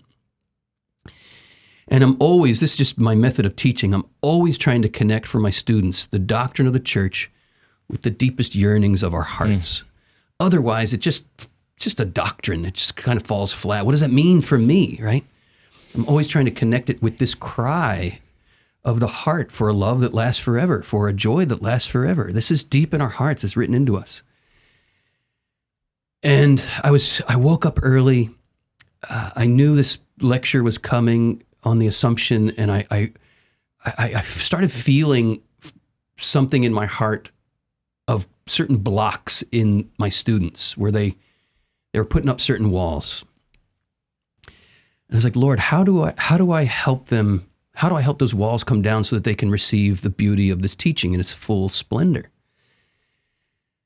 And I teach often with video clips and little pieces of art here or there, songs, and I remembered seeing, I had seen last summer on Broadway, Springsteen live on Broadway. I'm a huge Springsteen fan. His music has meant a lot to me.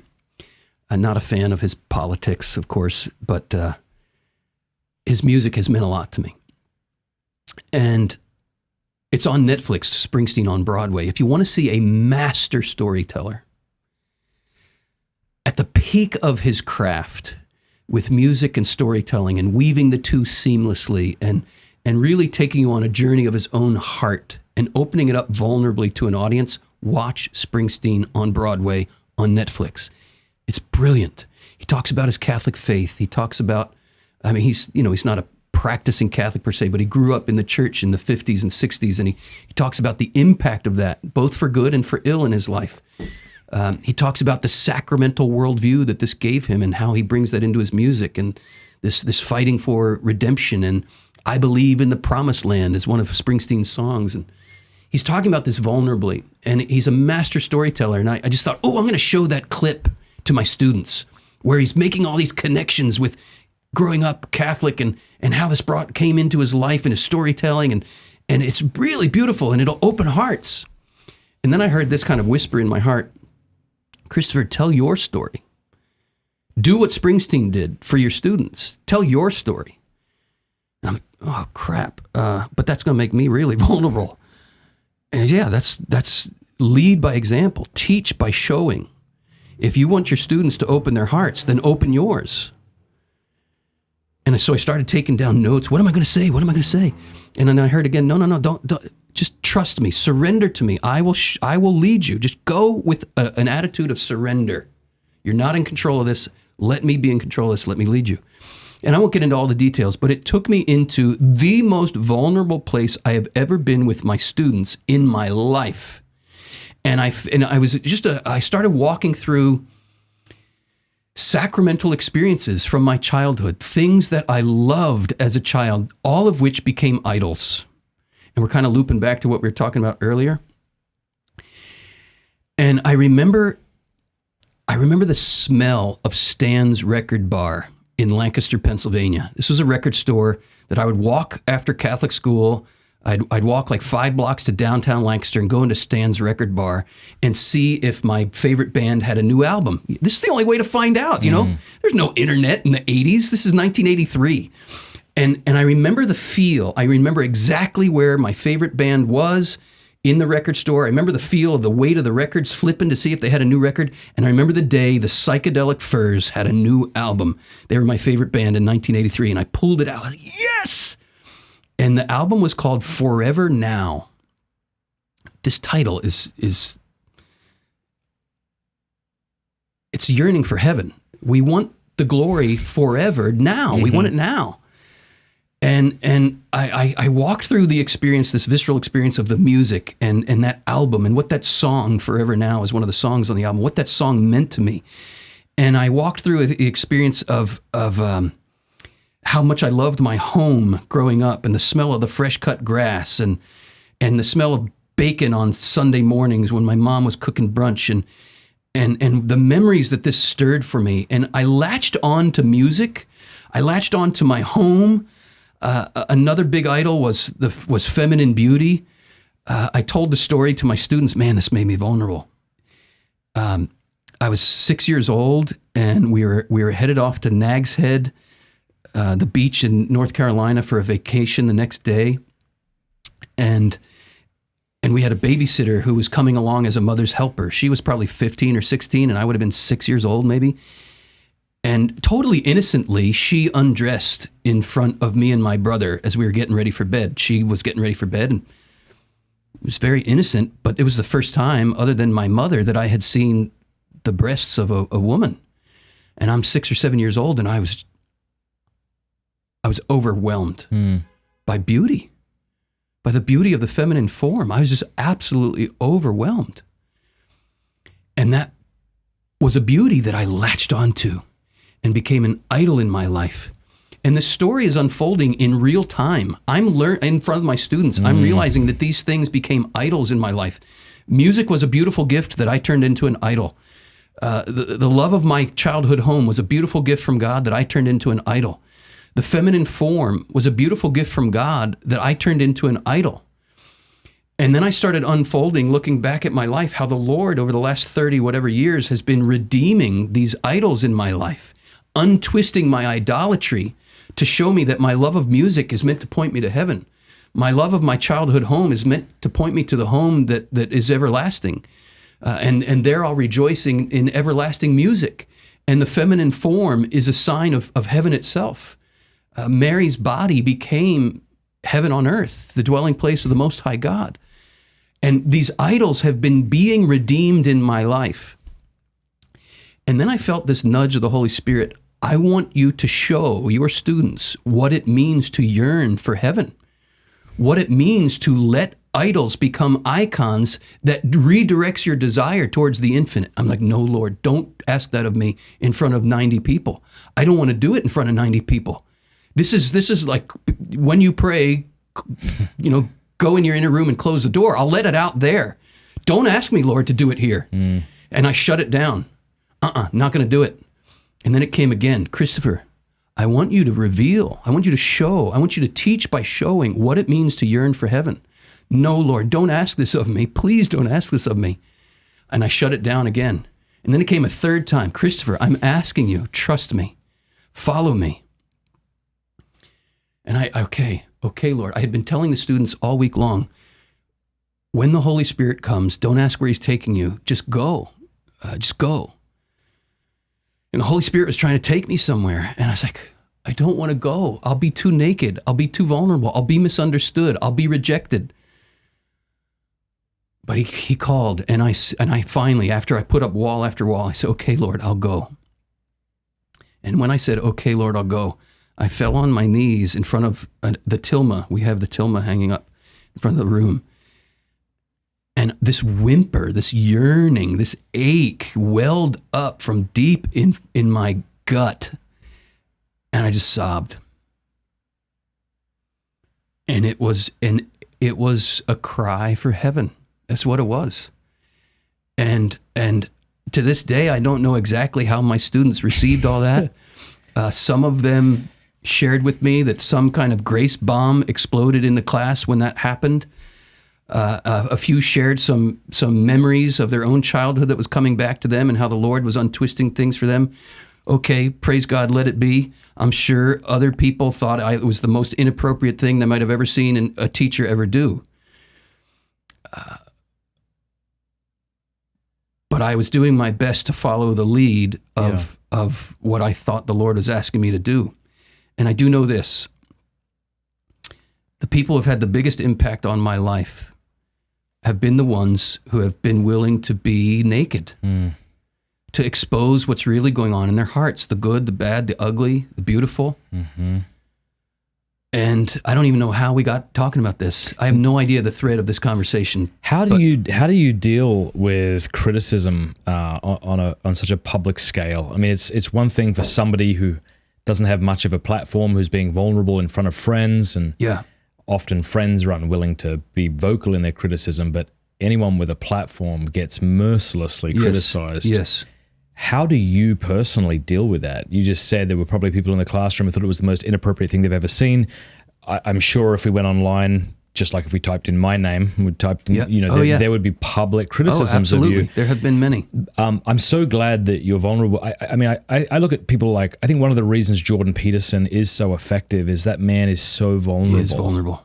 Yes. I don't know how he continues to do it. Yeah. While the criticisms are just being shot at him, he's still like crying on YouTube videos and just being moved to tears, and doesn't seem to be willing to shut that part of himself down. Thanks be to God. Thanks be to God. But how do you personally deal with that? Because, I mean, none of us are infallible. No, correct. And those, you said there was 3 times or 2 times you wanted to shut that thing down. No doubt there were things that rose up in you to shut that thing down that seemed perfectly reasonable. This isn't appropriate. This is something that should be shared with those. So then when the criticisms come, they confirm those things that we're trying to throw the brakes on.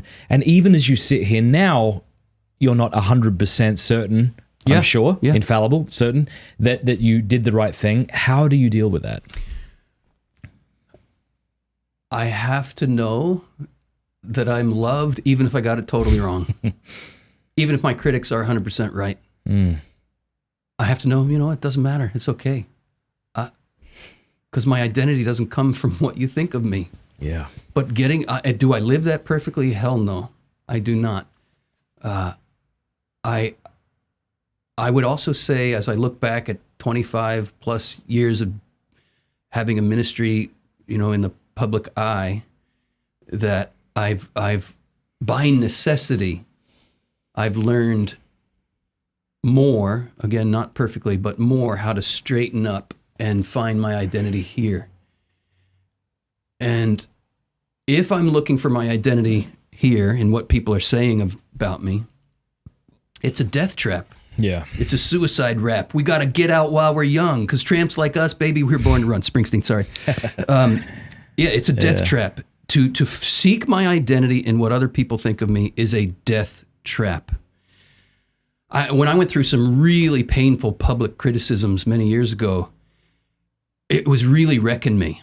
And I sought out one of my mentors. I remember last time I was on your show, we had a long conversation about the late, great Monsignor Lorenzo Albacete, who was a personal friend of John Paul II's, and I had the honor to know him over a 20-year period. He died in 2014. And I went to him seeking some consolation, because I knew he had been through the ringer of public criticisms and misunderstandings and all kinds of getting raked over the coals. And he knew a lot of these people who were raking me over the coals publicly. And seeking some comfort from him, I shared with him the woes I was experiencing in these really painful public criticisms. And he said 4 words that have stayed with me. He said, "Why do you care?" And he meant it. Yeah, he meant it. He lived it. This man did not care what people thought of him. He was free. He was living in a place of freedom, not because he had his act together, not because he had figured out how to, function. He was quite a dysfunctional human being in many ways.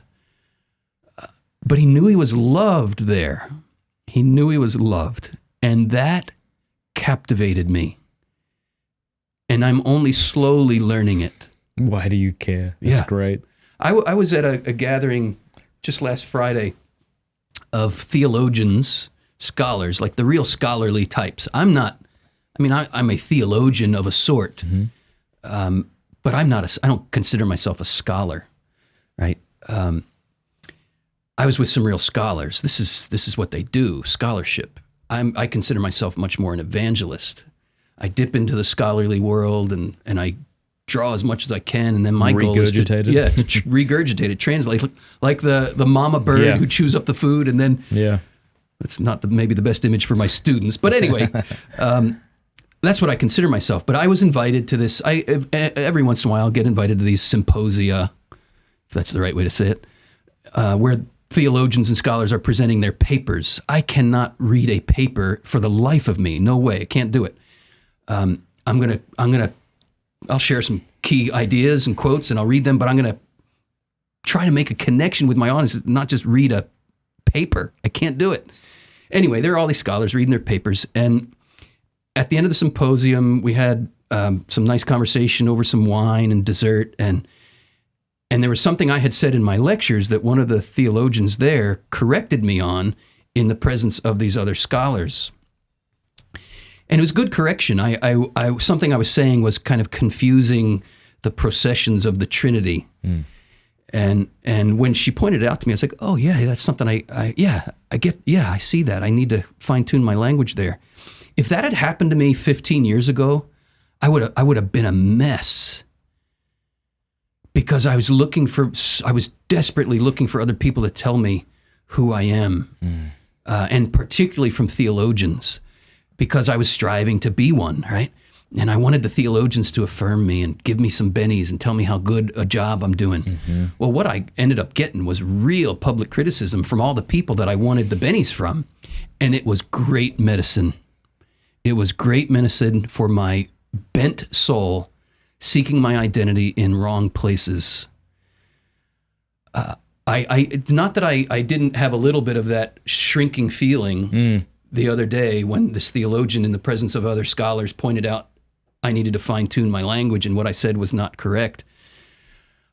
There was a little bit of a wah, wah, wah, that feeling. But it didn't send me in a tailspin. But I have these little interior exercises like, okay, I know where my identity comes from. It doesn't come from what these people think of me. Thank you. I'm loved here. I'm not perfect. And I'm loved in my imperfection. I have to learn that lesson. I have to be taught that lesson over and over and over again. This came to me in prayer in Krakow. It was in adoration, and was just repenting for all the things I get wrong, all the things I say that are false, maybe the harshness I've expressed towards certain people. I mean, you do a lot of podcasts, you're going to say wrong things. Yeah, sure. I just felt really kind of overwhelmed by it. And I sensed the Lord say to me, and I know it was the Lord because I felt that liberation that comes after he speaks. I don't need you to be perfect.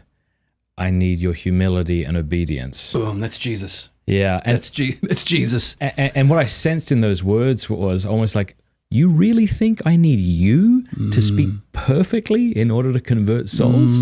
This is not what I need. Please. Girl, please. Matt, that is freedom, brother. Yeah. I've been in very similar places. I took a sabbatical in 2010. I just needed to pull out. I'd been through a lot of public criticism, and I took a 6-month sabbatical. And at the end of it, I wasn't even sure if I was coming back. Like I was just done with being in the public eye, and I just didn't want it. There was a time in my life where I liked the public eye because it stroked my ego in ways that I was really insecure and wanted ego strokes. And then, of course, rightly so, all of that backfires, and the Lord wants to show you where your real identity comes from, not what people think of you. And I was really wrestling, like, Lord, can I just be a UPS driver? You know, just all he does is drop packages off at people's houses. And I may have even told this story on last year's interview. I don't think so. No.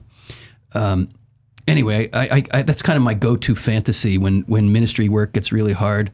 I just want to be a UPS driver, just deliver packages and come home at the end of the day and turn it all off. And my spiritual director said to me, Christopher, it's very similar to what you were just sharing, that you don't need to be perfect to do this work. Like, I felt like a fraud because my imperfections had been on display on a grand scale. And I felt like I couldn't do this anymore because I felt like a fraud. And this priest said to me, Christopher, you don't need to be perfect to do this work. What you need is to have all your imperfections open to his merciful love. That's how he will reach other hearts through you, through your vulnerability, through your admission of your imperfections, through your getting naked. That's how hearts are touched. Where is the most potent? What is the most potent moment of Jesus' ministry? Naked on the cross, pouring with his heart split open and the blood and water gushing. What seems like utter defeat becomes the precursor to ultimate victory. If we're following him, well, what does he say? I'm going to Jerusalem, where I will be rejected. I will suffer greatly, and I will be put to death. And a few lines later, he says, follow me. Okay. Okay. I will, if I'm following him, everything that happened to Jesus will, in one way or another, happen to me. If you're following him, Matt, everything that happened to Jesus will, in one way or another, happen to you. The disciple's not greater than the master, as Jesus says. If they treated me this way, they're going to treat you this way. The surprise is, at least I think where it stings the most, is that oftentimes that rejection comes from within, from people that you would think would stand by you. Jesus came to his own, and his own did not receive him. What kind of world do we live in? Really, I pose this to you. I want to hear your response. Like, what kind of world do we live in which perfect love enters it? This is Bonaventure. Is revealed and is offered. That's Bonaventure's point. This is what happens to perfect love in a fallen world. Yeah. We reject it. We not only reject it, in the most... We mock it. We mock it. We spit upon it. And we kill it. Jesus says, this is my body, I'm giving it to you, and we nail it to a tree. We suck. I've done this. You've done this. This is our broken, fallen condition. I'm haunted by classmates from grade school that I mocked. Yeah. They were Jesus, and I mocked them because they didn't wear the right clothes. What was I doing? I was acting out on them what was acted out on me. I became the crucifier because I didn't want to be the crucified. They were the crucified in the politics of third grade or fourth grade, or eighth grade or 12th grade. Pick your grade. What were the human dynamics? Who were the cool people? Who were the rejected ones? Who were the ones on the sidelines? Who were the ones you didn't want to hang out with for whatever reason? The rejected ones, the ones on the outskirts, the ones who weren't cool enough, the ones who didn't wear the right clothes or listen to the right music, they were Christ in our midst. And my mockery of them, I was mocking Jesus.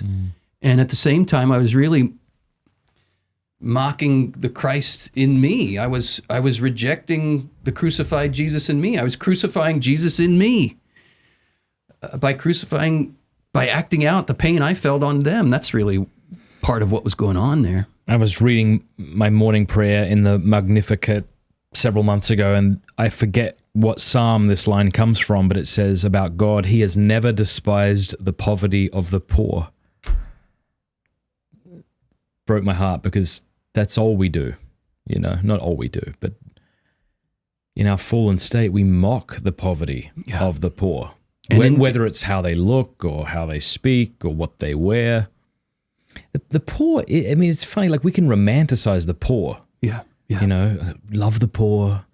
Yeah, but the poor, if they don't in some initial sense repulse you, probably aren't the poor. Here in Steubenville and other kind of lower economic areas, there are real poor people who shout at you randomly for no reason. I'm thinking of a few folks here, or who smell really badly. Who wear pajamas to Kroger. This is the greatest travesty that anybody would wear pajamas outside of their house. That I cannot accept. The smell, the urine, that's fine. Wearing your pajamas to Holy Mass or to Kroger, there is no place for you in heaven. But yeah, it's if it wasn't in some way initially repulsive, it wouldn't be the poor we're referring to, You know the story of Saint Francis and the leper, and what he had to overcome. I mean, can I tell you? Please. Oh man, so we moved here, and I was telling my wife like how angry I was. All these people in their friggin' Hello Kitty pajamas and their stamp tramp. You say that? It's probably really offensive. The tattoo on the lower back. You don't have one, do you, Show? Okay, good. And I was just like, so disgusted by the whole thing, and people with their bright pink hair, and I actually said to my wife, I'm like, and I was being serious. I'm like, these are like my lepers, And I was referring to Saint Francis, and she's like, wait, okay. In this thought experiment, you're Saint Francis. I'm like, yeah. and these are the lepers. So I'm like, all right, I see the point. Okay, I need to go to confession, but to Saint Who Francis. has the leprosy? Yeah, both of us. But me. Yeah. Yeah, there's a great reflection that Pope Francis delivered to the Roman Curia right before Christmas this last year on Naaman. And this recently came up in the cycle of readings, the story of Naaman, who was the great warrior, right?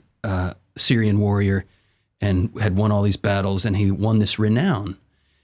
And underneath the armor, he has leprosy. That's right. And Pope Francis had a beautiful reflection on what it meant for Naaman to disrobe, to take the armor off and bathe in the Jordan. And he was inviting the Roman Curia. He says, oftentimes great gifts or great accomplishments, here he's speaking to the Roman Curia, these are the armor that we wear to shield or cover over a real disease in our humanity, a leprous disease that we all have.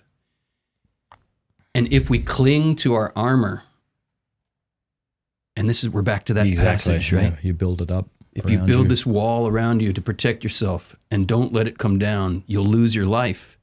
And it was really a powerful reflection about taking off the armor that we put on, getting naked, and descending 7 times. And of course, that's the biblical number of perfection, right? And I get impatient with this whole bathing again. Oh, Lord, haven't I already dealt with this crap in my life? Yeah. I got to go back to it and deal with it again? And it's that bathing 7 times, come back 7 times until you are perfectly cleansed, which is not going to be in this life. That means there is a recurring need to examine, where's the armor I'm building up, and can I have the humility to take it off, not hide behind accomplishments, not hide behind any masks I might be putting on, get naked and bathe, because I'm leprous underneath. Now, I'm not that familiar with the story, but I remember there being a line where, is it Naaman? And he initially rejects the prophet's advice. Correct. And somebody says, if he told you to do something extraordinary, you would do it, but you won't do this. You won't do this simple thing. That line has always really struck me. Yeah. And I wonder if you know why. Or why does it strike you?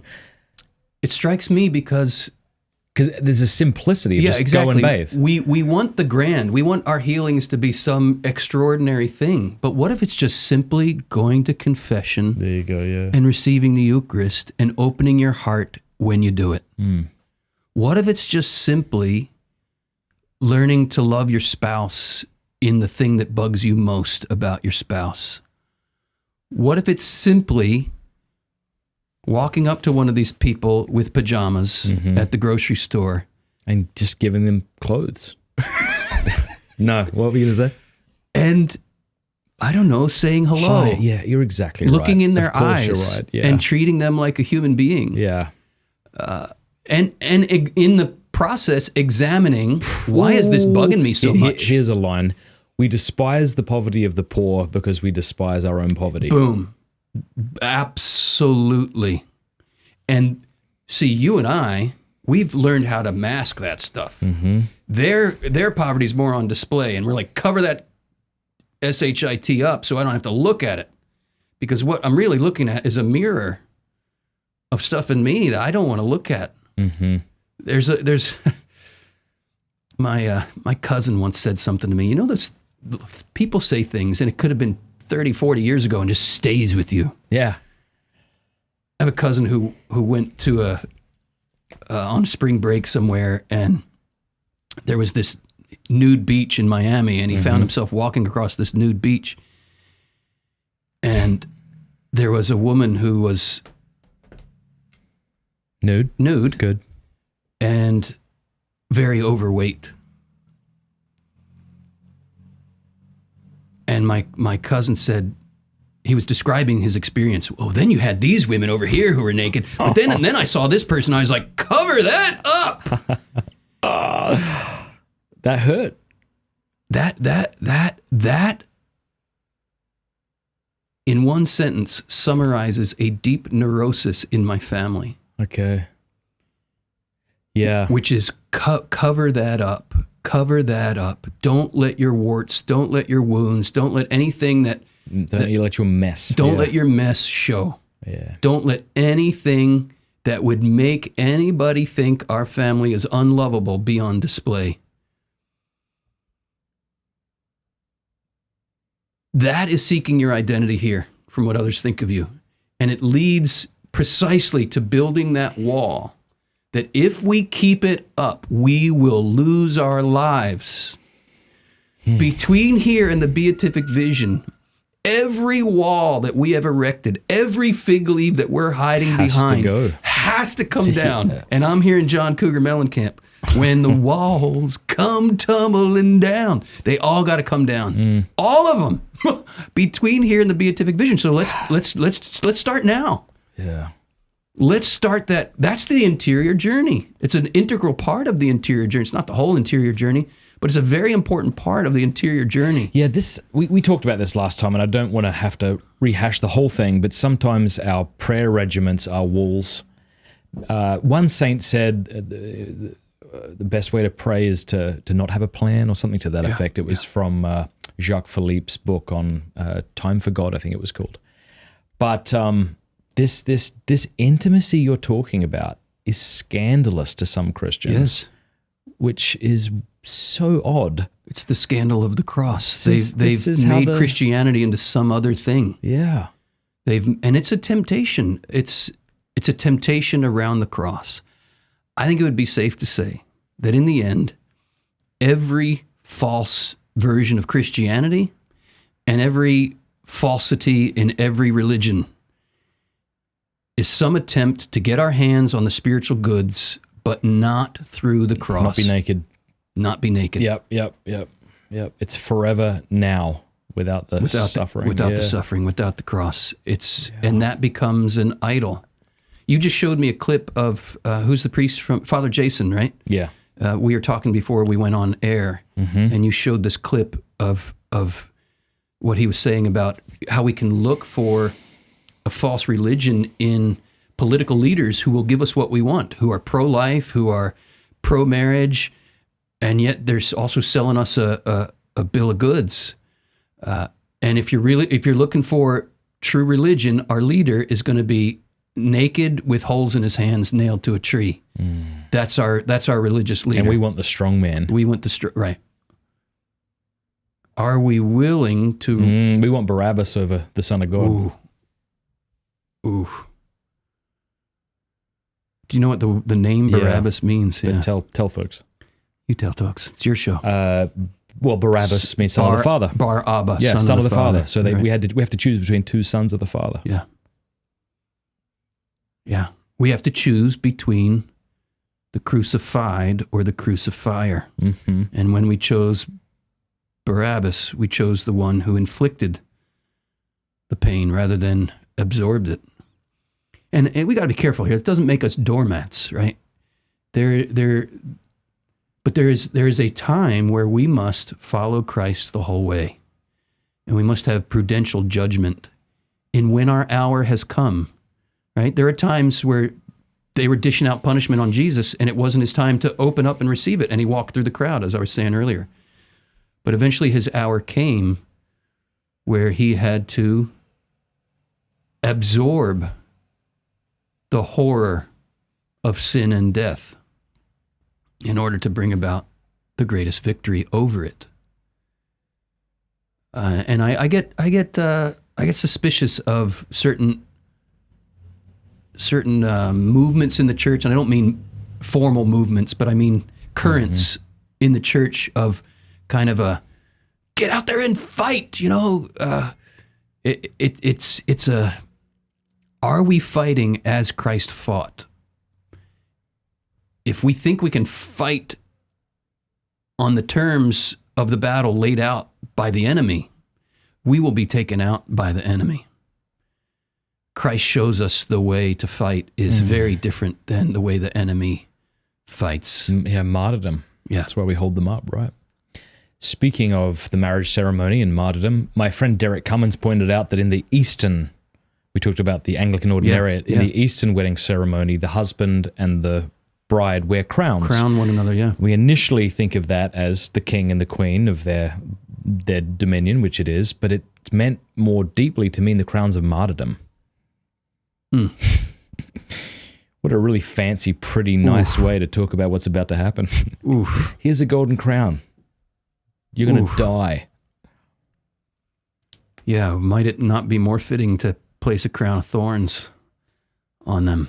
That's where Christ consummates his marriage, on the marriage bed of the cross. That's the language of Augustine. The marriage bed of the cross. The marriage bed of the cross. Who says that? St. Augustine. The marriage bed. The marriage bed. Let's say it again. No, I'm trying to get it to sink in even for me, because I teach this all the time. Yeah. And it's striking me in a new way. The marriage bed. Okay. How cool would it be if you were super into like Christianity that you made a big cross for you and your wife to sleep on? Like, this reminds us, but I can't even sleep on it. Sorry. But that's the metaphor problem of what are you again in this metaphor? You're Jesus in this metaphor? yes. But in a very real way, John Paul II says this. I brought it up earlier. The marital embrace is meant to be liturgical, a participation in the work of God. That's liturgy, right? What is the work of God? The work of God is to do the will of the Father. Where does Christ consummate that will? On the marriage bed of the cross. It is finished.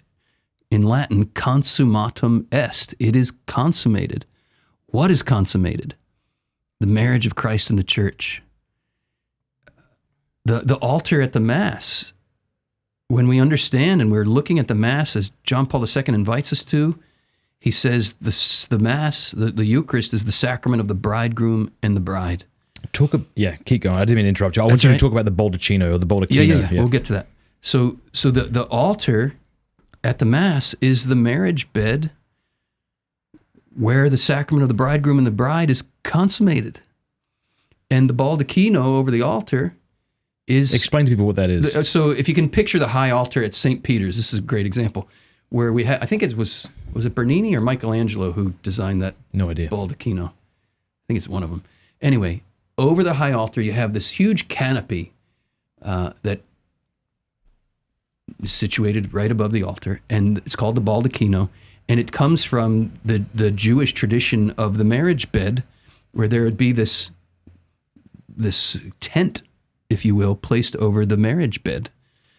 It's a imitation of the Holy of Holies.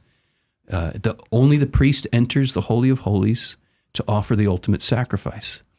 The symbolism here is so profound. What is the ultimate temple?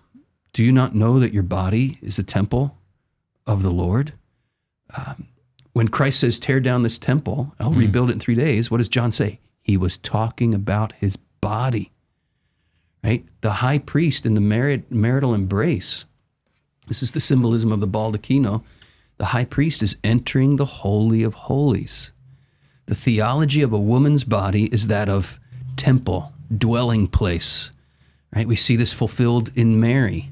Her body, not metaphorically, her body literally became the dwelling place of the Most High God.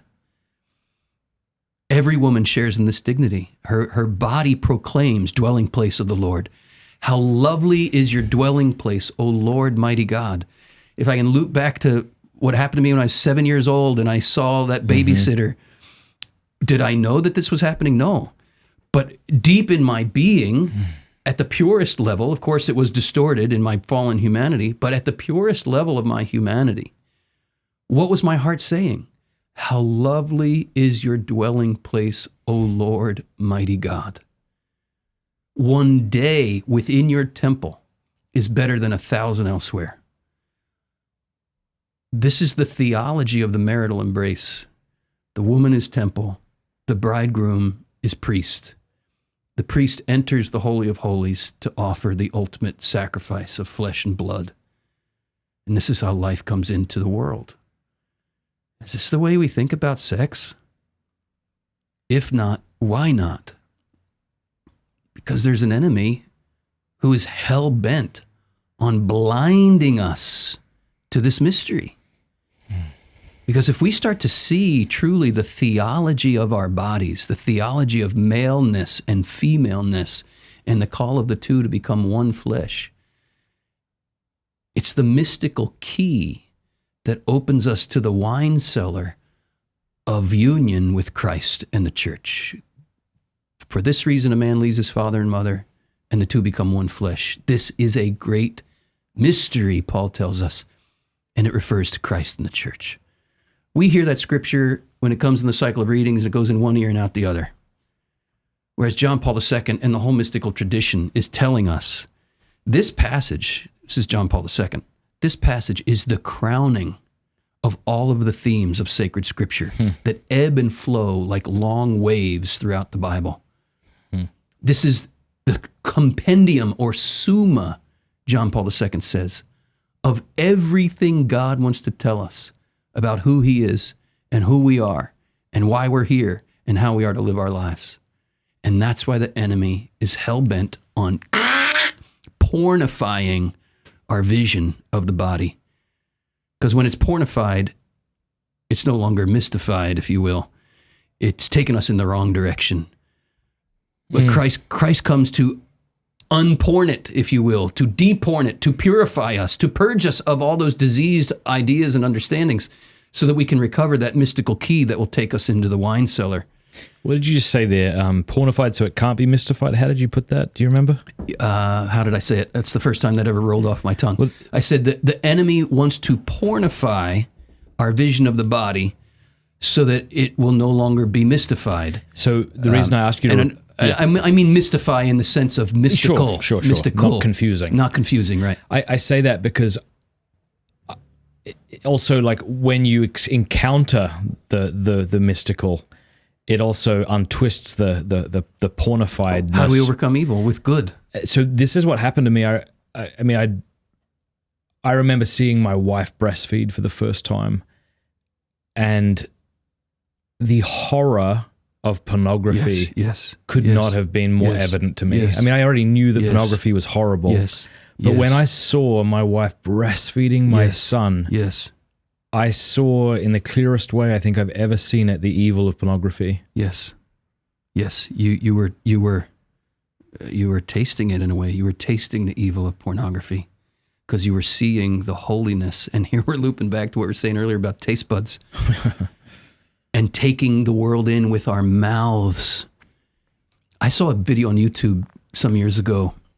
It was some primitive people, maybe Papua New Guinea or something, where the custom is, and forgive me if it's not Papua New Guinea, I don't know exactly where, but it's a primitive tribe.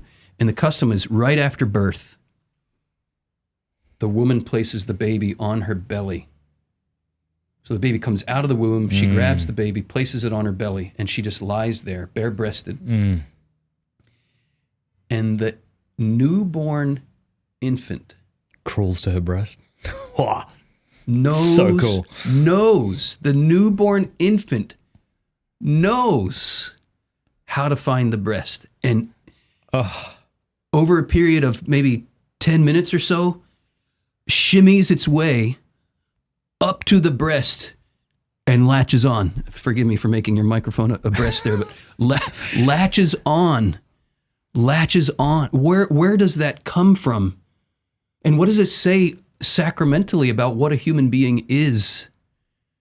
Right from the moment of birth, we thirst for the breast. And the mother who offers her breast to the baby, just as you saw, this is a theology lesson. And here's the theology lesson. Your hunger is good, and it's okay that you can't satisfy it on your own. There is another who is gift. That is your child feeding at Cameron's breast.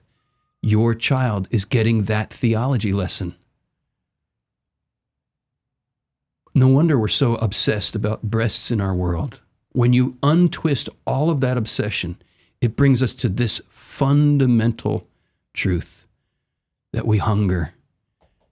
And we hunger for something we can't grant, which brings us right back to what I quoted earlier, Ratzinger saying in Introduction to Christianity, that this is the fundamental problem of human existence. Eros cries out for something that an infinite satisfaction that it cannot grant. It can only be given by a gift. And we could have a whole, I could go on and on about this, but what is the biological function of the mammary gland? It's to transform, this is a simplistic way to put it, I'm not a biologist, but in the end, this is what's happening. Blood is being transformed into food by the mammary gland. Where did Jesus learn at the natural level that blood could become food, if not at his mother's breast? The very word mama, which is in English the most affectionate, perhaps, term we can offer for a mother, mama. Have you ever done the math on that? No. Mama. It means breast. That's it. Yeah, think mammary gland. Mama in Latin is breast. The offering of the breast is so integral to what motherhood is that it's what we call her. We call, in the most affectionate way, we call her Mama. We call her Mama. She's our Mama. Mary is our Mama. Mary is our Mama. She's the fulfillment of Isaiah 66, with this vision of heaven where we will all drink from the abundant breast of the New Jerusalem and find comfort in the overflow of her milk. That's an image of heaven I can connect with because it taps into the most, the deepest yearning of the original yearning I felt at the moment I was born was for the breast. And a sacramental vision of the world sees the holiness of the breast as a sign of heavenly mysteries. And that's why the enemy's right here. He goes right here. The enemy attacks right here to blind us to the theology of the human body.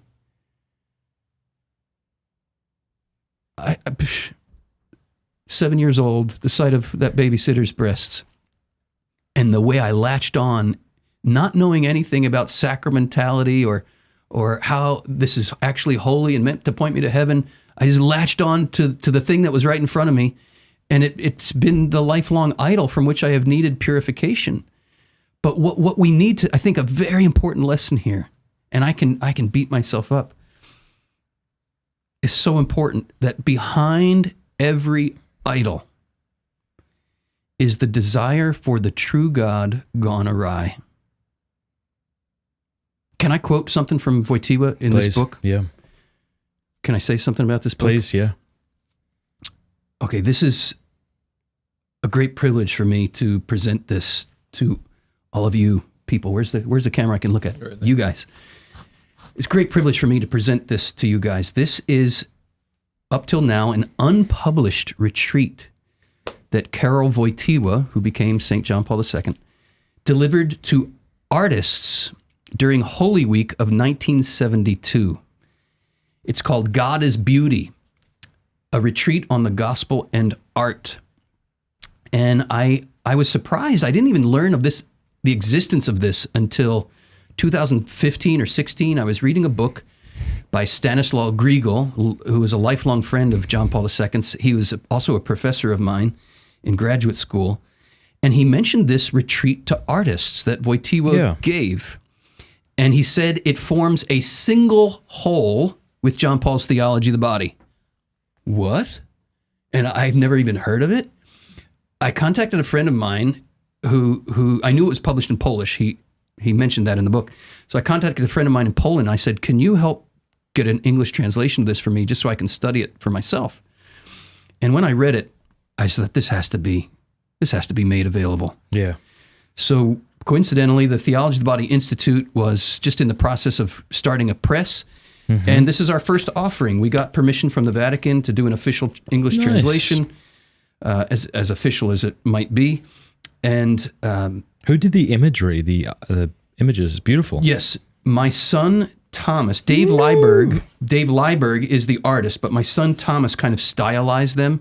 I see. And my son Thomas also did the cover. And we wanted it to be beautiful. We wanted the book itself. I just lost my bookmark. Oh well.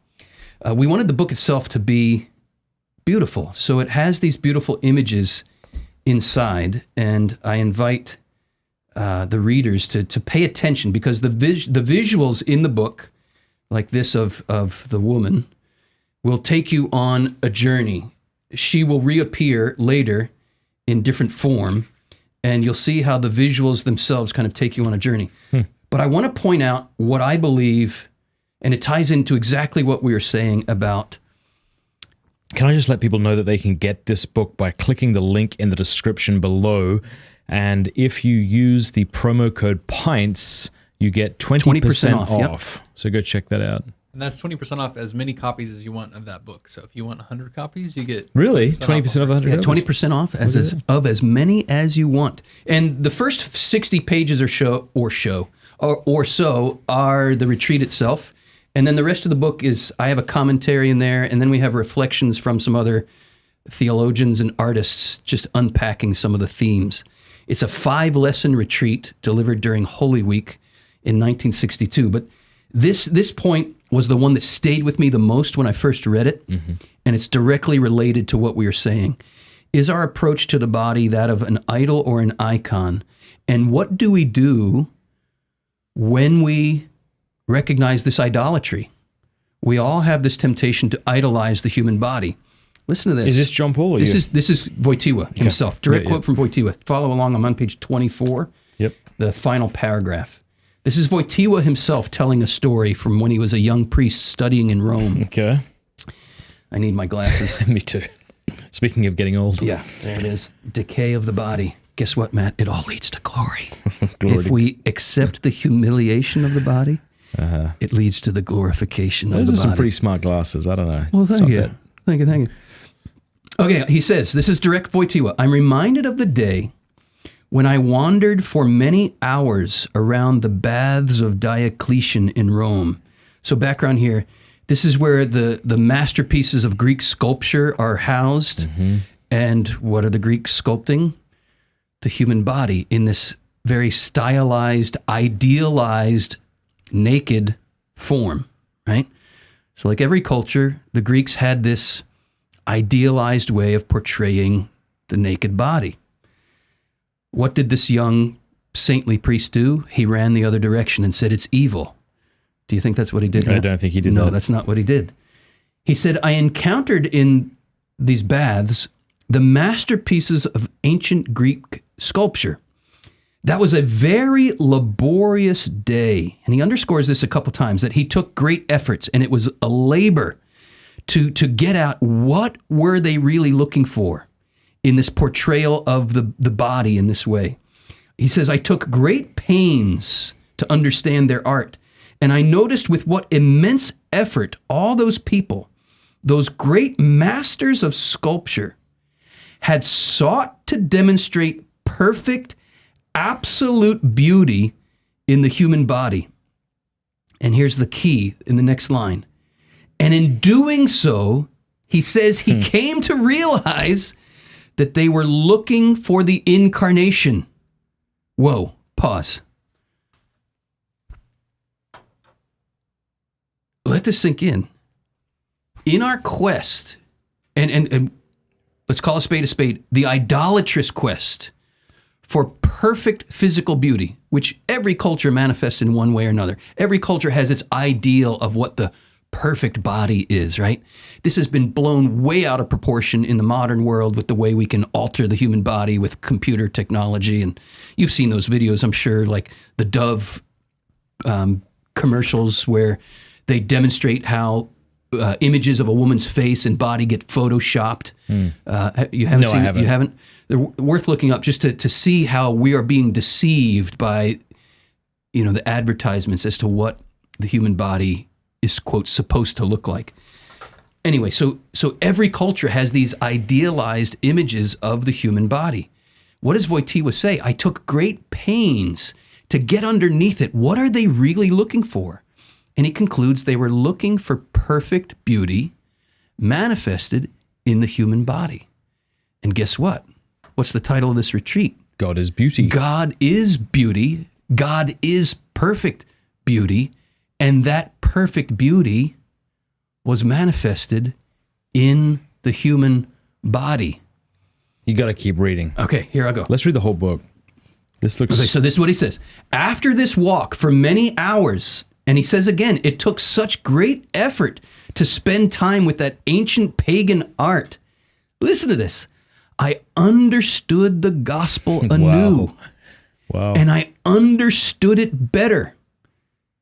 I understood that what had been the subject of their search for absolute, impeccably perfect beauty in the human body, that beauty, and here he uses a capital B, that perfect beauty, this perfect beauty did indeed become incarnate in the gospel. What are we really looking for when we turn to these idealized images of, quote, beautiful human bodies, end quote? John Paul II tells us we're looking for Jesus, whether we know it or not. We're looking for perfect beauty manifested in the flesh. He goes on to say, God who became man, God who revealed himself. This is what we're looking for because he appeared in the flesh. This perfect beauty is not some ethereal, misty beauty floating out there somewhere that we can't reach. That perfect beauty entered time in a male body born of a female body. This is critical because it's always male and female together that reveal the mystery, right? This perfect beauty appeared in the flesh. Together with his presence, Christ brought with him an entire special world of beauty. Beauty which is identical with him as God, just as he is identical with capital B beauty. God is beauty. What does this mean? I mean, that can sound kind of lofty perhaps, but I want to bring this literally. This is what the gospel is. It is literally bringing ultimate beauty down to earth. That's the Incarnation. God is beauty. Matt, tell me, just off the cuff, tell me an experience in your life when you encountered something so, well, you already did. Yeah. Your child breastfeeding. You encountered something so beautiful that it brought a tear to your eye, or you felt like your heart skipped a beat, or Oh, golly. tell me another experience. We just celebrated our 15th wedding anniversary, and we went away, and I was laying in bed, my head on a pillow, my wife's head on a pillow, we were looking at each other. And I started crying, realizing how many times I look at her and take her completely for granted, and what a mystery she is to me. I was just so overwhelmed by her beauty. So right there, in that place of being overwhelmed by your wife's beauty, Eros is being awakened in your heart. What do we mean by Eros? We have to define that word. I remember when I first read John Paul II's Theology of the Body, and he kept using this word Eros, and I was like, something was getting tripped up in me, because I had equated that word with the pornographic, erotic. The erotic realm to me was synonymous with the pornographic realm, because that's how I had been shaped and formed. And John Paul II said, no, we mustn't confuse Eros with another Greek word, porneia. Eros, he says, is the upward impulse of the human spirit towards the true, the good, and the beautiful. Your desire for truth, my desire for truth, we don't want to be lied to. Nobody wants to be lied to. That's Eros. Even if somebody shows up at your door at 3 a.m, the police say, and you know something terrible has happened, even then you don't want to be lied to. You don't want to be lied to. That's the desire for the true, the good, and the beautiful is Eros. When you encounter just an act of human goodness, and it brings a tear to your eye, or it just moves you.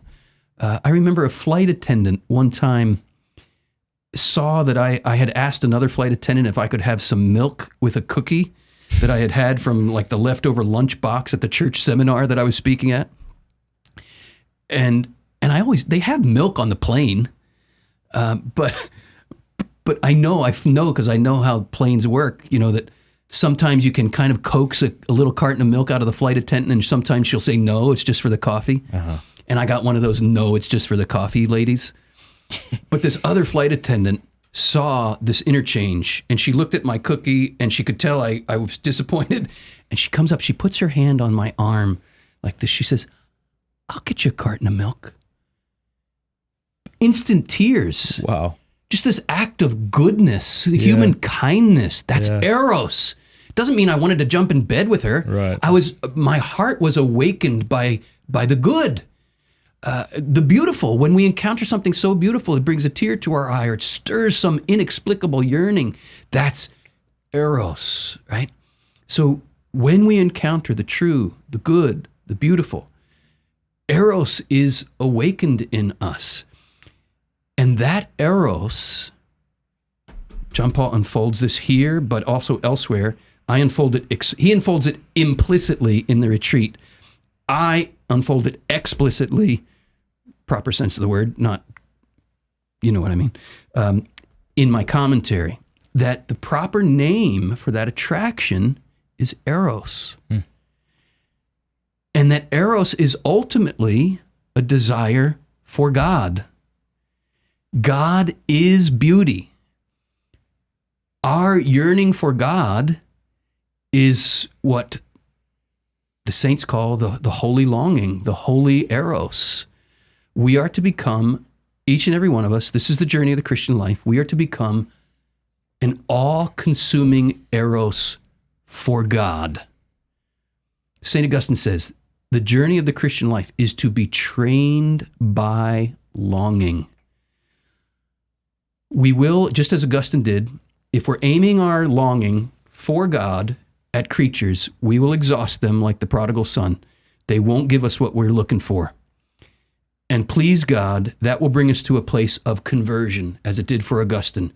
Beauty, ever ancient, ever new, long have I sought thee in creatures, but not found thee, because he was treating these creatures as idols. right? That replaced the Creator. But what Wojtyła is telling us in this section of the retreat, when he talks about the Diocletian baths, and here I'm gonna turn to my commentary on that section. He's telling us that our idols can become again icons. So I'm going to say to everybody watching this, what are your idols? We were saying earlier that we all worship something. We worship whatever we think is going to satisfy Eros in the end. What do you think is going to do it? Is it the human body? Is it money? Is it success? Is it reputation?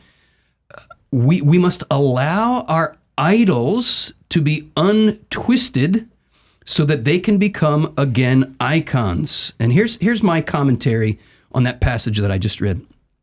I say, notice the painstaking efforts that this young saint made to understand what the human heart is really desiring in its pursuit of idealized bodies.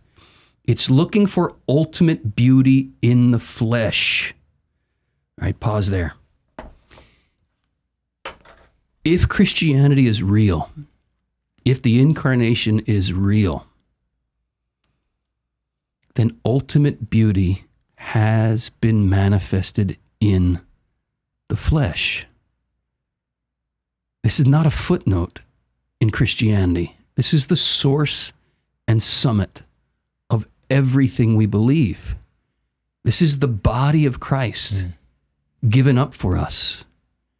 And we're circling back to so many other themes we talked about, that desire to eat, that desire to take in, that desire to consume. I had a student come up to me one time and said, Christopher, I was talking about beauty and our yearning for beauty. And he said to me, Christopher, I don't want to just behold the sunrise. I want to eat it. I want to take it into me. I want the beauty to be part of me. I want to taste it and swallow it so that I become the beauty. What's that one of my favorite movies is that Christmas movie, It's a Wonderful Life? Yes. What's that bit at the beginning where he talks to Mary? the moon? He says he wants to lasso the moon. What do you want, Mary? Do you want the moon? I'll throw a lasso around it. I'll pull it down. You can eat it. Exactly. You can eat it, see? And then the and the moonbeam. moonbeams will come out of your eyes and the tips of your hair. Yeah. Merry Christmas, Mr. Potter. Yeah, great movie.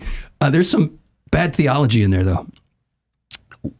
The angel, Clarence, was supposedly a human person who lived here on planet Earth, and now he's trying to earn his wings in heaven. Oh, sure, of course. Right, so bad theology. We don't become angels. Bad we economic become like lessons the as well, angels. but- We don't become angels. And the point here is back to the body. That we demand, not only if we are honest with our hearts, and sometimes we're dishonest, sometimes we're copping out, but if we're honest with our hearts, Matt, I want to be with you forever. I want to be able to look in your eyes forever, because this is how I know you. Your body reveals you to me. You're not an angel trapped in your body. You are a body person. And I want to encounter you, the real you, the whole you forever. I want to know you forever. If I don't know you forever, I'm missing out, because you reveal a beam of God's glory that no other human person reveals. And if I don't know you forever, and you are not your soul. My soul is not me, says Saint Bonaventure. Or is that Aquinas? It's one of them. It's one of the greats. It's a great saint who said, my soul is not me. What lives forever is not just the soul. What lives forever is the human person, body and soul. We are destined for everlasting life. Yes, our bodies will return to dust, but as we said earlier, our bodies are return to dust, but dust destined for divinization. If God can gather the dust at the beginning of time and breathe his life into it, he can gather that dust again at the end of time and breathe his life into it. Resurrection of the body. This is not a dispensable extra. This is not a footnote. This is what we are placing our faith in. I don't want to know your soul forever. I want to know you, and your soul is not you. In the same way you don't want to know my corpse forever. Exactly. I don't want to know your corpse. I want to know you. I want to know you in the unity of your body and soul. If we forget this point, it's not only that we veer in the direction of something unchristian, we veer in the direction of something anti-Christian. He who denies Christ come in the flesh. Is that where you were going? Boom, exactly. Yeah, that's great. How do we recognize the evil spirits? Yeah. They're the ones who are always trying to excarnate the mystery, to rupture the wedding of spirit and flesh. This is what our faith is. Our faith is the marriage of the divinity with the humanity, the spirit with the physicality, the material world. And it's not just our bodies that are destined for everlasting life. He took on flesh, and in doing so, he brought to himself summed up in his very body, the whole material world. There will be a new heaven and a new earth, which means somehow, it doesn't mean that, trees will participate in the divine life in the same way that human persons have the capacity to do. But all of creation will somehow be renewed. All of creation will be taken up. All of creation will somehow, in some way, we got to be careful here, but will somehow be divinized. I mean, if this is the goal of all creation, how happy were the fish that Jesus ate? Because what was happening to those fish? They were becoming the body of Christ.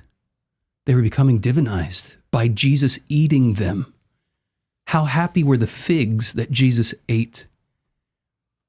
And here I might add, it shouldn't surprise us that that bread and wine can become the body and blood of Jesus. Every time Jesus ate bread and drank wine, it became his body and blood. There's something similar happening, mysteriously, of course, in transubstantiation. The mystery of Christ's bodily incarnate reality is being sacramentally represented to us. This is a hard teaching. Who can accept it? Let's take a break. Yeah. And then come back. Is that good, Neil? Was that 2?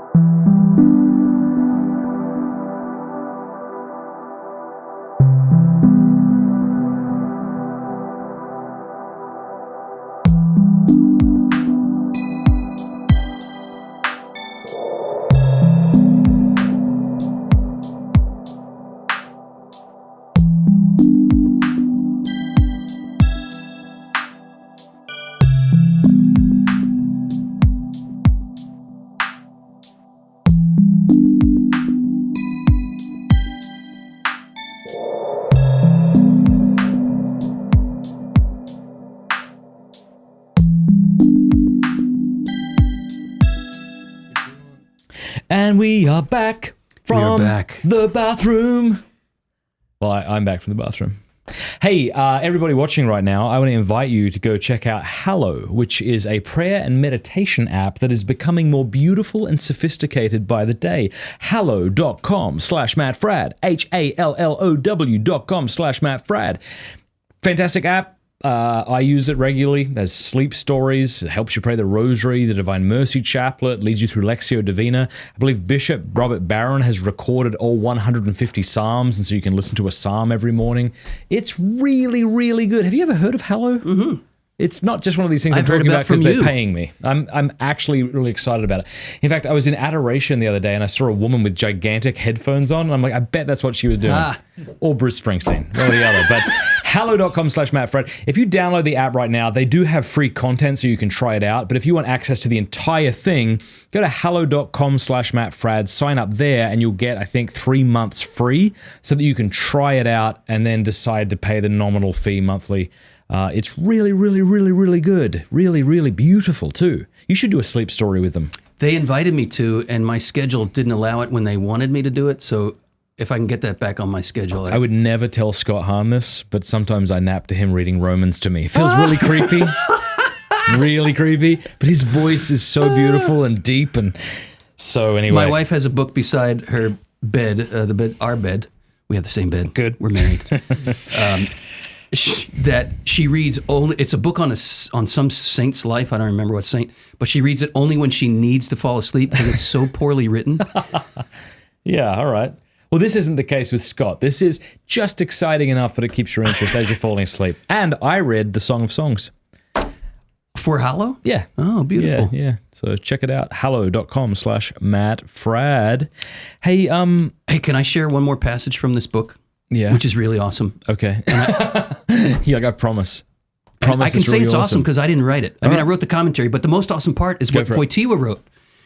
This is something people really struggle with. Again, we have a link to this book in the description. Type in PINTS in the promo code section, get 20% off. And this is on page 120. 120. This is a direct quote from Wojtyła earlier in the retreat, but I'm reading from the section of my commentary on it. But this is Wojtyła. Go. At the bottom.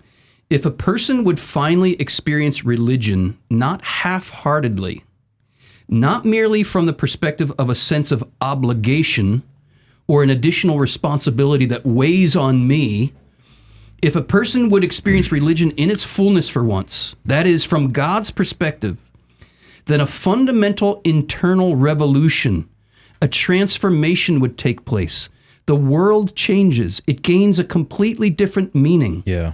Amen. And my position in the world also changes and takes on a different meaning.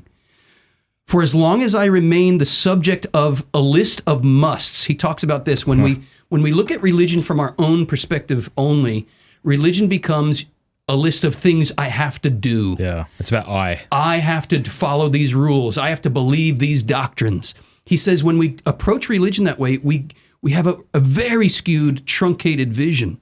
When we look at religion from God's perspective, we realize that the first thing is that he loves me. This is what we were talking about earlier, that deep doubt that we all have. When I am utterly naked and all my broken humanity is on display, am I loved there? When we start there,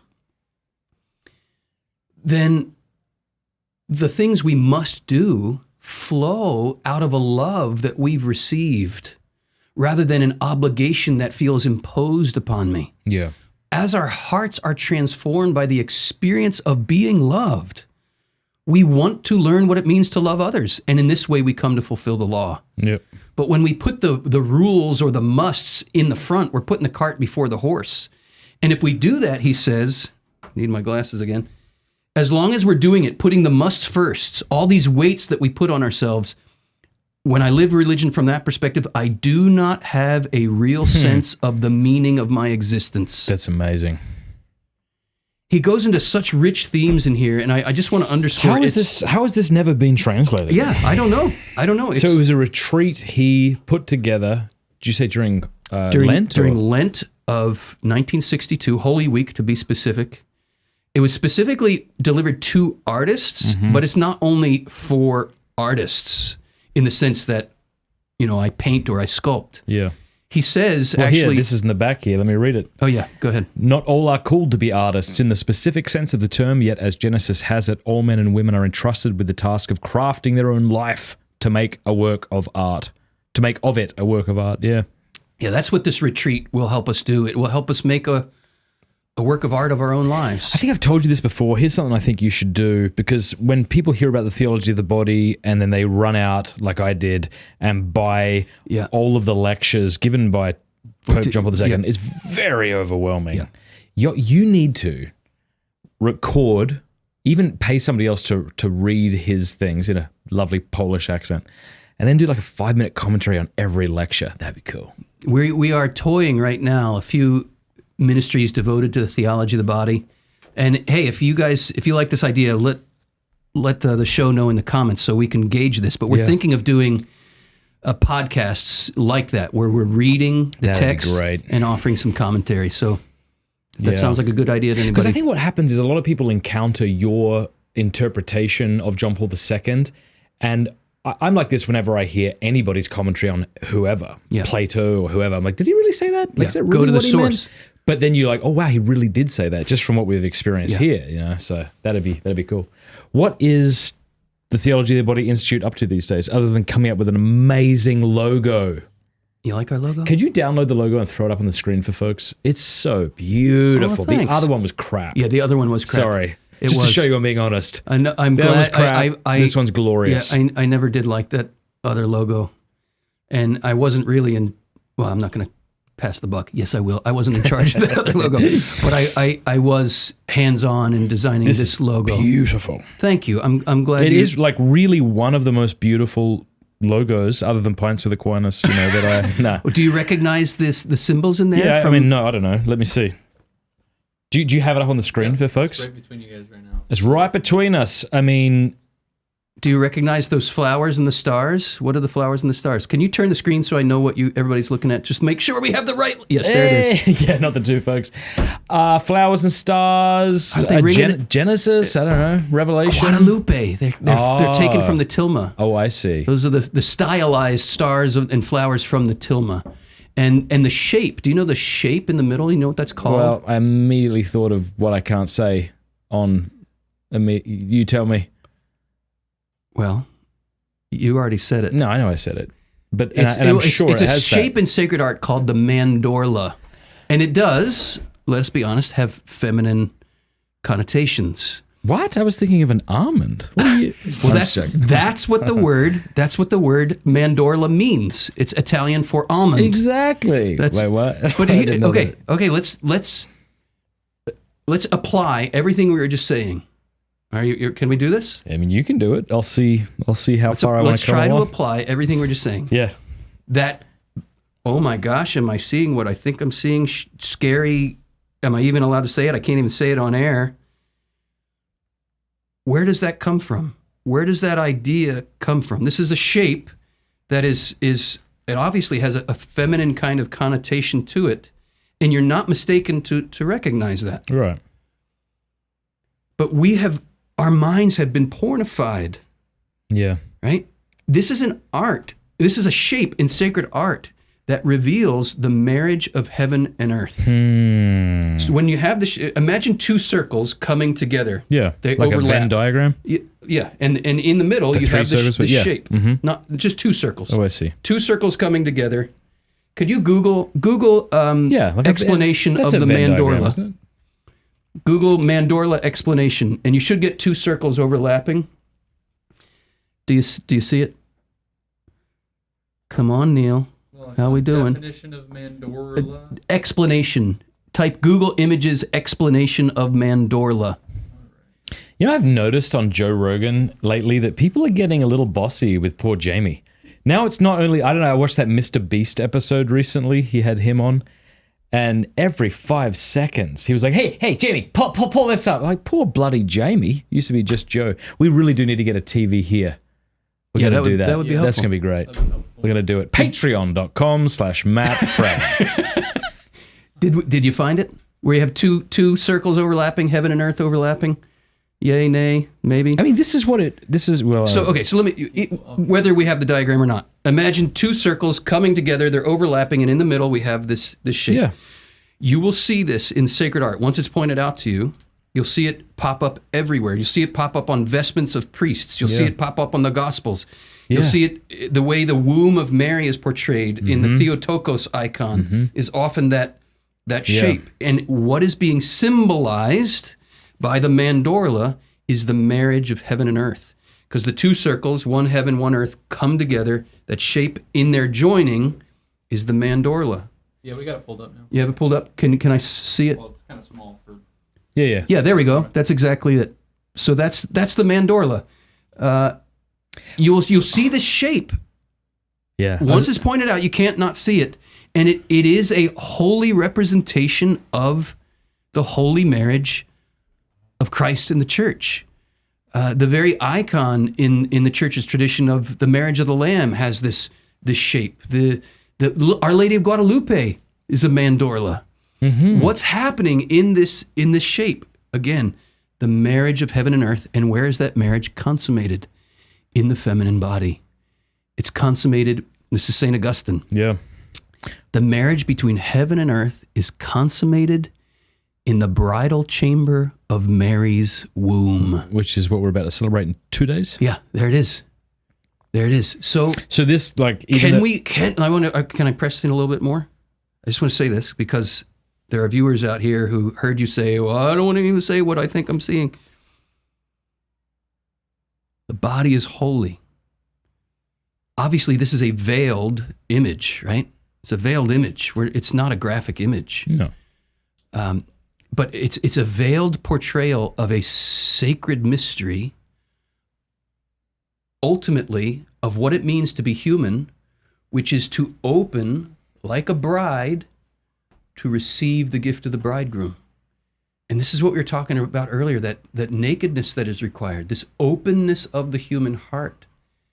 John Paul II says that woman is the model of the whole human race.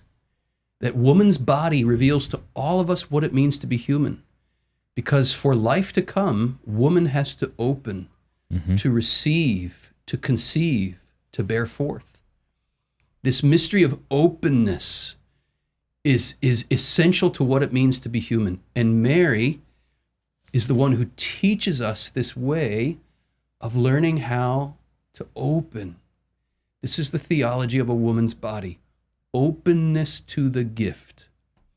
The enemy wants to pornify that openness, so we no longer see it as something holy and sacred, but we see it as perverse and distorted. Well, speaking of E. Michael Jones, I mean, what's it called again? The shape? The Mandorla. Mandorla is like the shape of many monsters' faces. Like, think of you're making a face, but I'm just trying to think of like. Well, here's one. What about gosh, what was that fantastic kind of horror show with D&D on Netflix? Stranger Things. Remember that monster? Yes. I thought the same. If you see that monster, throw that monster up on the screen too. Yeah, there it is. Monsters in the id. Yeah, it's like a giant vagina with teeth. Yep, it's terrifying. There is a horror movie called Teeth. Oh dear God! And that's the theme. Yeah, nobody watched that yet. I haven't seen it. I've read about it. Yeah, and I read about it with interest because that is the enemy's goal. Find it? To Can you show us? To pervert these things so grossly. Well, it's kind of small. Oh, okay. See, this is again where we really need to get a screen. Oh, look at that thing. Yeah, thanks. Monsters in the id. All of this must be redeemed. All diseased ideas and images and understandings of both the male and the female body must be, between here and the beatific vision, must be fully purified, fully purged, fully untwisted. And we have to remember this basic principle of Catholic cosmology. I can't imagine I didn't share this the last time I was on the show, because I always share it, because it's so important. It is this: the devil doesn't have his own clay. All he can do is get his hands on God's clay, which God looked at and said, behold, it is very perverse. No. God looked at it and said, behold, it is very Good. The enemy gets his hands on that and twists it into something like that monster, right? Christ comes to untwist what sin and the devil has twisted up so that the iconography of creation is restored. What does Jesus say? He says, see to it that no part of your body remains in darkness, but that every part of your body comes into the light. And if every part of your body comes into the light, your whole body will illuminate you like a glowing lamp. Right? The enemy wants our bodies in darkness.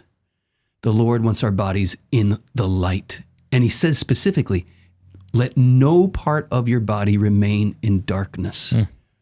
These parts of our body that the enemy wants to warp and attack and distort and pervert.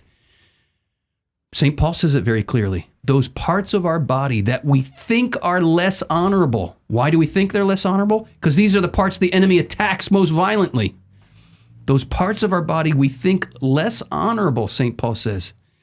These are the parts of the body that deserve the greater honor because God has bestowed on these parts of the body the greater glory. And why has God bestowed on these parts of the body the greater glory?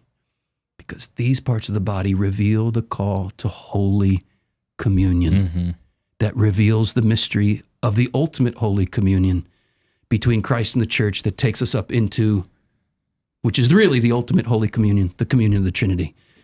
Tell us what you're doing with TOB and what's coming up. Yes, you asked me that earlier. We are doing an event from May 13th to the 15th called Revealed.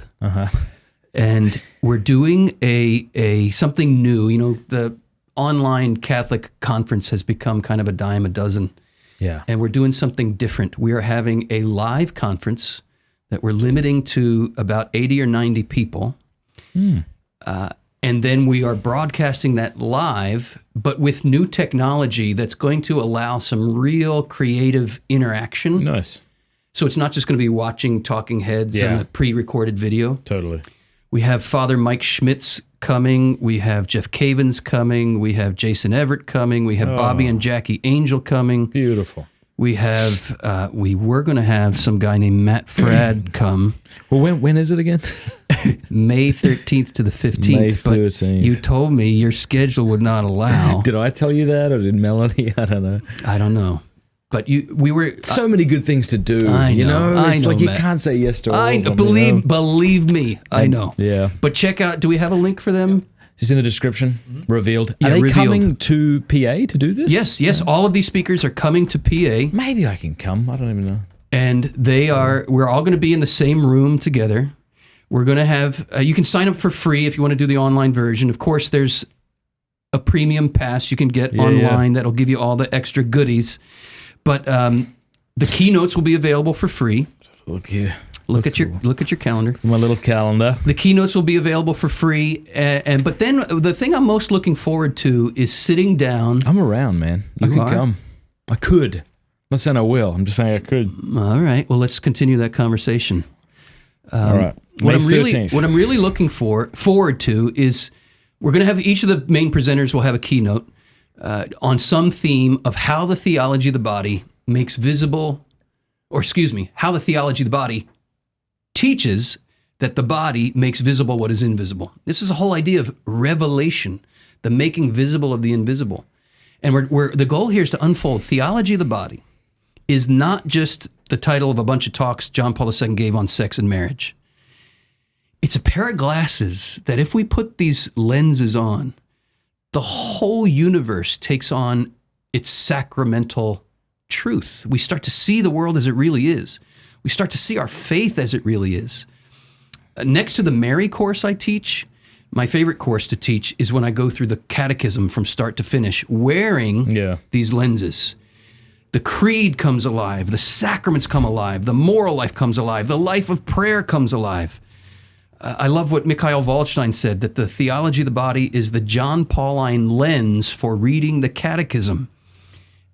This is what we're trying to show in this conference, Revealed, how the theology of the body opens the whole of our faith in new ways.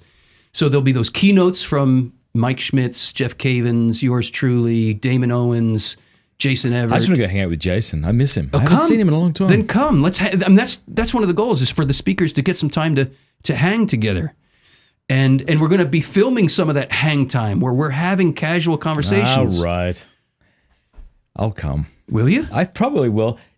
I'm such a Luddite. I don't have a smartphone. So can you pull up my Google Calendar? Is that weird? You probably can't do that, can you? It's great that we're doing this on air though. All right. You guys heard it. He said he's going to come. So that'd be cool if my wife could come. We could just come up together. Yeah, come. And sounds amazing. Good. What's the day? 13th of May. 13th to the 15th of May. Oh my gosh. Yeah, and you can hang also with me and Wendy. You can. Oh, I'd love that. Yeah. All right, it's in your calendar. Do I have nothing in there yet? There's nothing on there. At the calendar I'm looking at. That's the purple Matt at Matt Frad. We won't say the full email address. I will not put your face on the promotional materials until I get the confirmation. But if you're coming, we'd love to have you. Maybe I can bring Neil with me and we could like film some quick chats with people. That would be Make fun. it about me, not about TOB. Well, I'm all right with that. Maybe you could hire Neil. He could come and help. Although your son's really good. Yeah, he's got a knack for it. How are your? What's happening? I'm just looking at this is a different calendar, which I'm confused. Yeah, don't worry about it. I'm sorry, that's my multiple calendars fault. with things marked in Yeah. It looks like you're good though. So All I think right. you can commit to it. All right, we'll talk I'm right not- after this. We'll talk. I'll chat with my wife. We'll see if we can do it. All right. But good for you for expanding this, because I agree that when those conferences, as virtual conference started, Yeah. it was revolutionary. Oh, yeah, it was We were great. so grateful Yeah. because there was only 15 days that COVID affected everybody, and during that time it was really tough.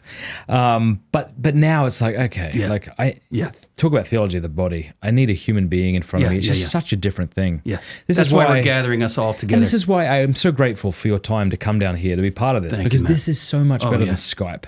No doubt. Like I just reached out to Anthony Esselin, who I love, and he said, I tried to get him up here, and he said, I'll do a Skype interview, but I'm not going to do that. I'd rather go to his house if he'll let me and interview him there. You just cannot beat this. Yeah, and when you're talking theology of the body, Yeah, please.